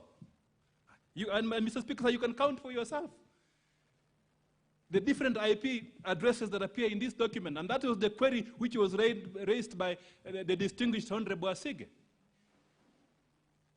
So, Mr. Speaker, sir, we submit that we have a very big problem before this House. The problem is that there is no certainty whatsoever based on the testimony of the 3 expert witnesses on who voted, on who actually voted. Their votes are there, but who actually voted? Instead, Mr. Speaker, sir, the possibility is that somebody may have accessed this publicly available data and voted for anyone else. And that is the information which, that is the evidence that is before the House. And because of time, Mr. Speaker, sir, allow me to then conclude by saying that based on the provisions of Article 10.2 of the Constitution, the system which was deployed by the County Assembly on this vote, Mr. Speaker, sir, on an important matter concerning the removal of a governor from office. That system is not transparent, it is not verifiable, and therefore the results from that system are not verifiable. And on that basis, Mr. Speaker, sir, I urge I urge the honorable senators, Mr. Speaker, sir, that you allow our preliminary objection and throw this issue back for the where it came from, because it does not meet the constitutional threshold as required by Section 33(2) of the County Government Act. I yield the floor to my colleague. For the record, my name is Katwa Kigen, Counsel for the Governor. And the nature of my submissions will be more towards the aspects of fact. And Mr. Speaker, sir, and honorable senators, we hold the position that the governor has responded to the factual allegations of the claims made by the County Assembly, and that is captured in his affidavit, volume 1, the affidavit in volume 1, page 1 to 31. And the allegations that had been raised by the County Assembly are 9, and all of them have been answered. It relates to management of a program called NAV CDP, FLOCA, Kasim Tani, Strategic Intervention Projects, Londiani accident, dismissals, subversion of County Assembly activities, and bullying. All those issues we've answered, and we pray that the senators and Mr. Speaker, sir, they be looked at as answer to the allegations. Now, in more particular, I would like to say this. The allegations are in two categories. The first category is old complaints that were brought here before you in September 2024. And the second set are new claims raised by a report made on 5th of August 2025, and attendant to which an impeachment motion was initiated on 6th of August 2025. In respect to the old complaints, which is constituted of these particular three items, the first one is the issue of Kasim Tani. The second one is the issue of Londiani accident. The third one is the issue of private land. Our first attack on that, Mr. Speaker, sir, is that the standing orders of Kericho County prohibited and prohibits the need to consider those allegations. The standing order number 70A subsection 2 is to this effect. Despite paragraph 1, probably I should read from paragraph 1 for context, 70A says this: a motion by any member for the removal of a county governor by impeachment may be reintroduced in the county assembly on the expiry of 90 days from the date of a vote by the Senate. Subsection 2 is to this effect. Despite paragraph 1, a motion for removal of a county governor by impeachment may be reintroduced in the county assembly on other grounds other than the initial grounds that were highlighted in the previous impeachment proceedings. Mr. Speaker, sir, and honorable senators, I put a lot of premium and emphasis on the use of the word grounds that were highlighted in the previous impeachment. Mr. Speaker, sir, it is our contention, contrary to what Honorable Rogony said when he was testifying, that to the extent to which those grounds were captured in the motion, were moved in the county assembly, were debated in the county assembly, were voted for, and were brought here. To the extent that those things happened, they had fitted into that word of highlighting. And for that reason, Mr. Speaker, sir, and honorable senators, it is our submission that indeed it should not be here. However, I would like also to make supplementary comments about those allegations in our defense. I would like to start with the issue of Kasim Tahani. And my learned friends for the County Assembly said that the Kasim Tahani was rolled out without proper legislation and that some funds were lost. May I just explain that Kasim Tahani was a concept where the Kericho County Executive proposed that successful bidder contractors were obligated to engage local youths and women so that they would benefit from the contracts that were run in their neighborhoods. And so the payments for the youths and the women was to be paid from the remuneration or the payments due to those contractors. So it's not like it was funds from the county, absolutely not. It was funds that were payable as part of the contract money. In that situation then, there was no need for any policy, there was no need for any legislation to have been in place. So that's our first answer to that allegation. The second explanation that we have is that indeed in our response both in September 2024 and in this time round, we explained and provided lists of youths and women who are paid on those projects. We are aware that similarly the County Assembly, through the committee that purported to investigate, came with a list of youths and women. And our position is that there is nobody owed, and if there is any amount that is owed, they should go to those contractors. But significantly related to that allegation that there are some people who have been deprived of their due payment, it is our contention that the Senate is not the forum for their claim for labor rights. If they had any complaint about their rights for work done, they should have gone to labor court or should have reported to the police or even gone to civil court. And to that extent, therefore, honorable senators and Mr. Speaker, sir, we are contending that the issue of Kasim Tani as a ground for impeachment is a red herring. The issue of Londiani accident, we already explained, and I would like to explain again, that it was the committee and the activities of that committee were in the hands of central government. They were not in the hands of the county government. And the person who was chairing those proceedings was the county commissioner. The signatories to the accounts was the county commissioner and members of those committees. And Mr. Speaker, sir, when I asked the question to the witness who came to bring that issue, he admitted that indeed the governor did not sit in that committee, was not a signatory to that, those accounts, and there is nowhere where he is associated with those funds. It is also significant that the witness says that much as these things happened in 2023, they have not deemed it necessary to complain either to EACC or DCI or to any other entity if they were aggrieved about these funds. And so it is our contention that this issue has been brought solely for purposes of injuring the good name of the governor. Two last issues I wish to mention about this Kasim Tani issue and Londiani is that they relate to the period, the financial year 2022-2023. And Mr. Speaker, sir, as we pointed out through when we asked the questions to the witness who came to testify on this issue, it is true that it is not captured in the Auditor General's reports, so that if it were to be the case that indeed any money was lost or there was any impropriety, our expectation is that it would have been captured. The fact that it is not captured is an indication that indeed these allegations are completely baseless.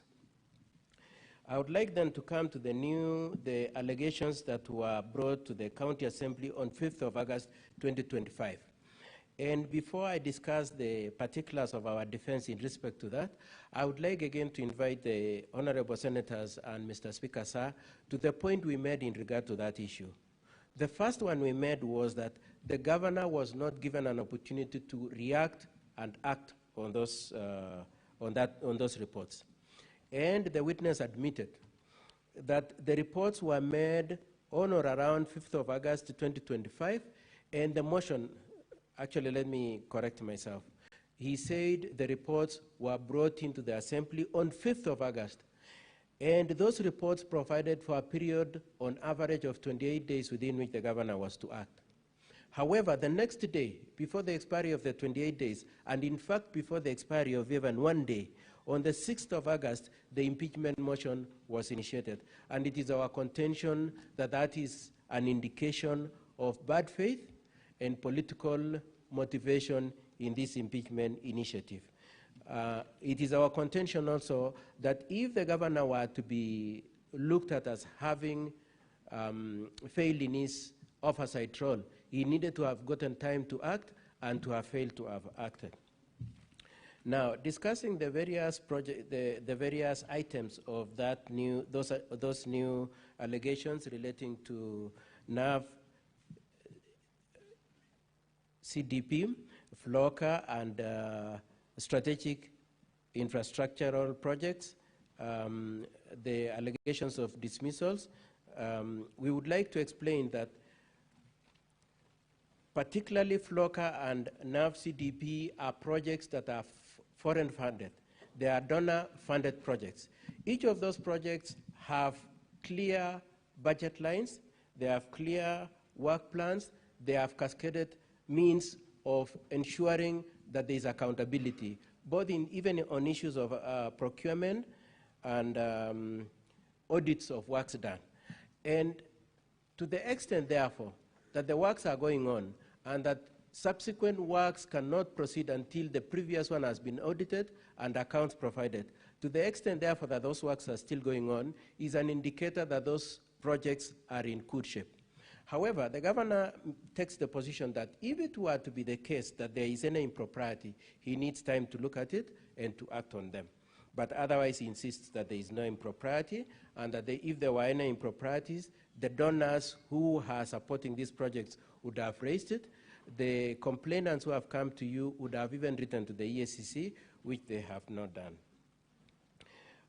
On the other projects, including the strategic intervention projects, the issues of contract, the issues of procurements, the issue of splitting contracts, the issue of public address, the issue of tents, and the other house renovations, Mr. Speaker, sir, the governor maintains that he needed time to look at it and to act. The fact that the report by the committee came on 5th and he was being impeached on 6th is such that it deprived him of an opportunity to counter-check the allegations contained in those reports and to have acted. But collateral to that, the governor in his affidavit has explained that indeed he has already handed over documents related to, or rather he has instructed his people to hand over the documents related to those projects.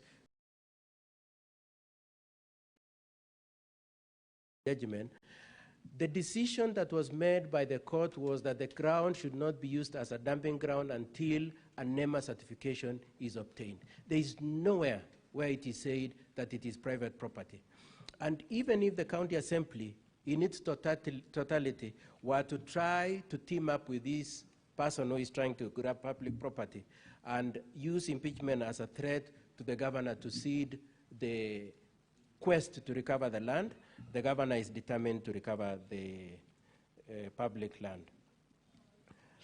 Now, I would like then to answer a few questions that have been raised, especially in the course of the submissions today. The first one is the issue that my learned friend, Mr. Ongoya, has extensively referred to, the issues of the joint affidavits, one by both Martin and Edna, and the other one by the 18 MCS. And Mr. Speaker, sir, I had earlier on taken the position that it is proper to have signed a joint affidavit. However, even if it were to be the case that there is any impropriety or any compromise of the impact of those affidavits by reason of joint signing, it is our position that each of those witnesses came here, took an oath, and testified. That is good enough to supplement any shortcomings in those affidavits, and that their testimony is solid to the extent to which they took oath and testified here. The allegations of negative comments made in reference to Geoffrey Bate are denied, and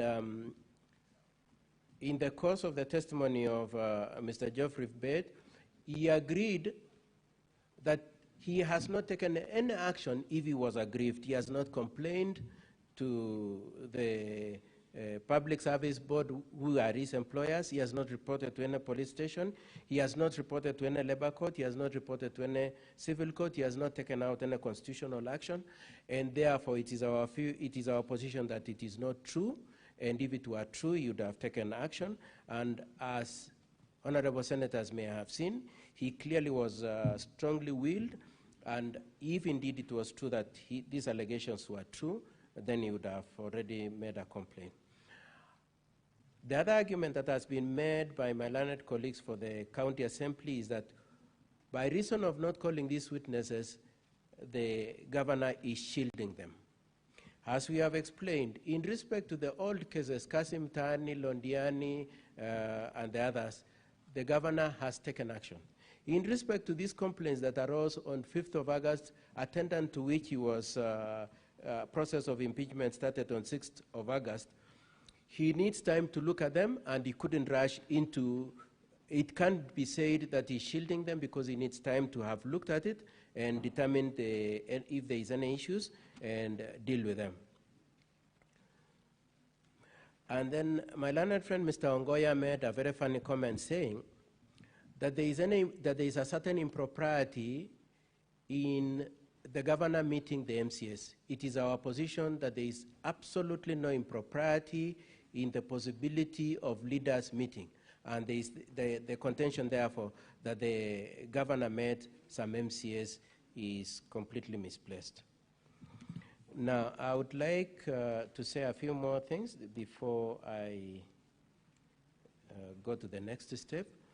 The first one is to say, Mr. Speaker, sir, on our preliminary objection, that there is unanimity on all the three experts on the two most material issues. The first one is that they are all unanimous that they cannot confirm whether the 3 MCAs voted. They cannot confirm that. Now, when you juxtapose that with the affidavit of the developer of the software, Mr. Alfred Korir, at page 23, at paragraph 23, sorry, where he says it is simple, accurate, verifiable, particularly emphasis on the use of the words verifiable, secure, and accurate. To the extent, therefore, that he intended this system to be verifiable and accurate, to the extent that we cannot determine who the 3 MCAs, whether or not the 3 MCAs voted, to the extent that we cannot do that, it is true then that this paragraph is bailed out. It is not true that that system was verifiable. The second thing that they are all agreed on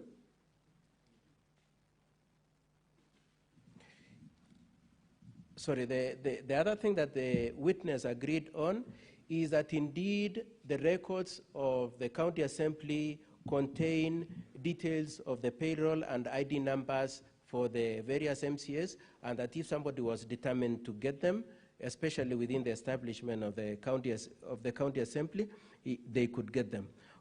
With those, in that context, therefore, it is our contention that indeed it was possible for somebody else to vote, and that the 3 experts admit that if you get those credentials, you could vote. So that there are those 2 admissions, Mr. Speaker, sir, and honorable senators. Number 1, that with the credentials, anybody could have voted for those MCAs. And number 2, that they are not able to trace back those 3 votes to the 3 MCAs. Now, the last thing I wish to say, as I spare a few minutes for my client, is that we would like, honorable senators and Mr. Speaker, sir, that you take on board these as you consider the propriety of that system that was used to vote. Number 1, we pointed out in the course of testimony that indeed the answer has been edited. It has been edited so that it is not consistent with the audio recording of the events. Number 2, it is true that a few minutes before the movement of the motion on 6th of August, by the mover of motion, who, as we cross-examined him, we maintain is in collusion with the Speaker, 6 MCAs, there was an attempt to remove 6 MCAs with a view to reducing the numbers or otherwise to intimidate them to support the impeachment of the governor. Number 3 is the question that indeed there was an option to do a roll call voting. Nobody, not even my learned colleagues for the county assembly, have explained why they could not just take a straight and simple process that could have resolved the issue.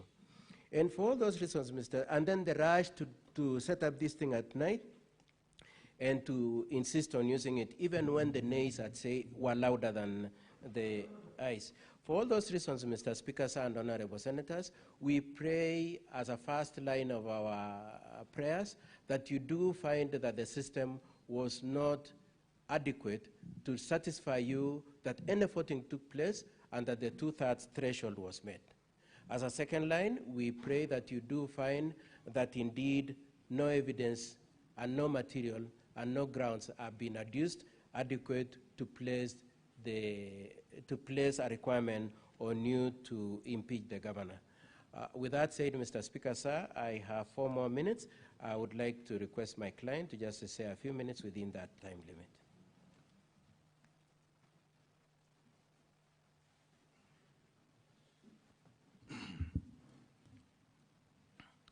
Mr. Speaker, sir, and the honorable senators of this great house, the upper house, I stand again before you this evening, even as we make our final submission, that first of all, I'm grateful for the time the senators have sat for these 3 days and under your leadership, and to also indicate that as my lead counsel have indicated, we have made our submissions on the circumstances that has been laid on me. Mr. Speaker, the report, as I said in my earlier remarks, came to me at the 5th, and it was sent to my offices. I received it on 6th, addressed to the clerk, addressed to the county secretary, and marked to the Public Service Board, another address to me. It's on that same very day that the impeachment motion was tabled. it was then very difficult for me to have started that time to analyze the reports and be able to make implementation. I wish to state here, Mr. Speaker, sir, that as we ponder over this matter, during this period of impeachment right from the Assembly to where we are today, the EACC and the DCIE wrote to the county government of Kericho requesting documents for the same issues that has been mentioned. As a governor, I instructed the officers responsible, the county secretary, to submit the documents to the respective investigating agencies for action. I wish to commit before you, Mr. Speaker. I know how weighty the matters are before us. Mr. Speaker, I wish to submit before you and the senators that given a chance again, I'll be able to implement the reports in totality and also be able to implement what the investigative agencies as the DCI and the EACC will recommend for us to act upon. We further commit, Mr. Speaker, sir, that where there is elements of culpabilities, not only for now, but even in the future, on the state officers, it is my commitment that as we take leadership of Kericho to a step higher and notch, that we will do whatever possible to protect the resources of our people. Lastly, Mr. Speaker, sir, and the honorable senators, as an individual, I know that I do not claim perfection. I have flaws just like any other human being. My 2 years journey in political leadership has been learning of lessons. And when I look around the political environment that we've been, I pray to this Senate that should I get a chance from this great house, I would also set upon myself to be able to reach out to the entire leadership of Kericho County, especially the MCS and their speaker and also the deputy governor, and be able to strike a working relationship with them, of course, together with the senator of Kericho County and the members of parliament from the county government of Kericho, and be able to strike a working relationship with them so that, Mr. Speaker, it allows us, because this is the second last financial year before really the end of this 5-year cycle, to allow us to be able to deliver for the people of Kericho County. We have had our triumphs, we have had also our challenges, just like any other leadership and any flaws. And Mr. Speaker, I rise to, as I conclude, to speak to the great churches here and the senators here that have been listening to this case, that as you have listened and the evidence adduced to you, that the processes has been tabled to you, showing how flawed it was. But however, I offer myself that out of this, we will be able to step up the leadership of Kericho County and people again to work together with a great energy and strike a reconciliatory tone so that we are able to deliver for the mandate of our people. I wish to thank the honorable senators for the opportunity you have given us and the time you have given to listen to us. I know it's been a challenging time. It's also been trying for me, psychologically torturing, and it's been one of my lowest moments to be here in this Senate again for the second time. Thank you, Honorable Speaker, and I pray that the senators will find a place in their hearts to look into the matters that we have raised and give us a chance again to work for the great people of Kericho County. Asante sana, and may God bless all of us. Asante sana. Now, honorable senators, ladies and gentlemen, having concluded the closing statements by the parties, the Senate will proceed into a camera session for 15 minutes, pursuant to Rule 27 of the Rules of Procedure. That is for the hearing and determination on the proposed removal from office by impeachment of Honorable Dr. Eric Mutai, the Governor of Kericho County. The objective of the in-camera session is to ensure that the process is concluded seamlessly, punctually, and in line with the requirements set out under the Constitution and the County Government Act and the Senate Standing Orders. Now, honorable senators, during this session, the parties, all members of public and the media will be expected to withdraw from the chamber and the galleries, and any form of broadcasting from the chamber shall cease forthwith. Consequently, I now direct the parties, all members of the public and media, to withdraw from the chamber and the galleries, and that any form of broadcast from the chamber to cease forthwith. It is now 9:35. We will resume open session at exactly 9:50. Thank you.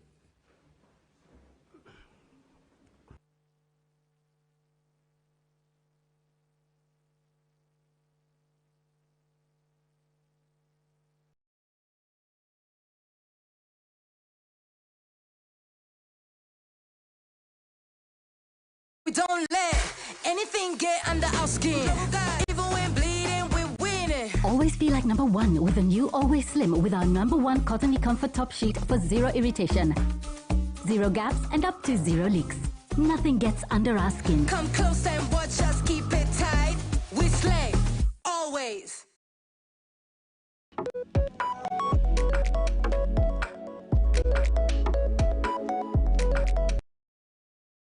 Sean, you've ever done the clapper thing for TV? Oh my God! I just have to go like this. I didn't know these were real. They're real. I thought these were just transitions. What is yours? That was so good. Oh my God! I feel so accomplished. Take this from me. Welcome to the podcast. Thank you. How are you doing today? Amazing. We just saw this video of you explaining the hippocampus and explaining the pituitary gland and your favorite neurotransmitters. Tell me about this. How did this YouTube channel start for you? So basically, I've had a lifelong love for learning, and around the age of 4 to 5, I wanted to start a YouTube channel because I had learned a lot from all of the educational channels, and I decided that it would be best if I shared the knowledge I had gathered with the world. Amazing. Sean, I have so many questions for you. When did this start for you? How old were you when you started watching and learning on your own? About 0 months old. What do you mean? Like right when you were in the womb? In the womb, I was doing science. Like, if my mom's belly was emitting kinematic equations. What do you mean?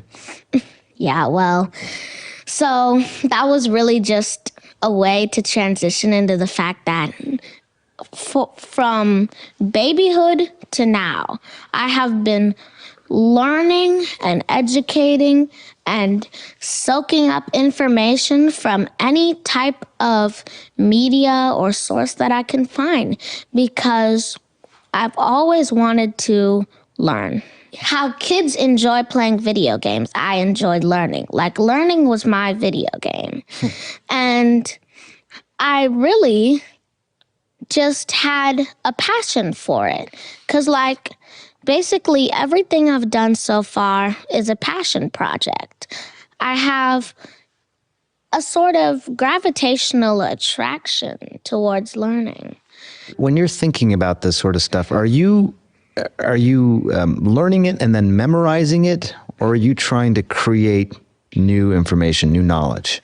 I bet you've heard of this. I have hyperthymesia, which means I have a hippocampus that's on steroids. And basically, the second I learn something, I kind of memorize it. You can't forget it. Well, I can forget it, but I mean, usually this hyperthymesia I have, it's kind of weird. My mom likes to call it selective because I still forget a lot of things, but the thing is, it's activated by a trigger. So like, if I watch a video using a certain song, then it's like the neurons, they just start firing.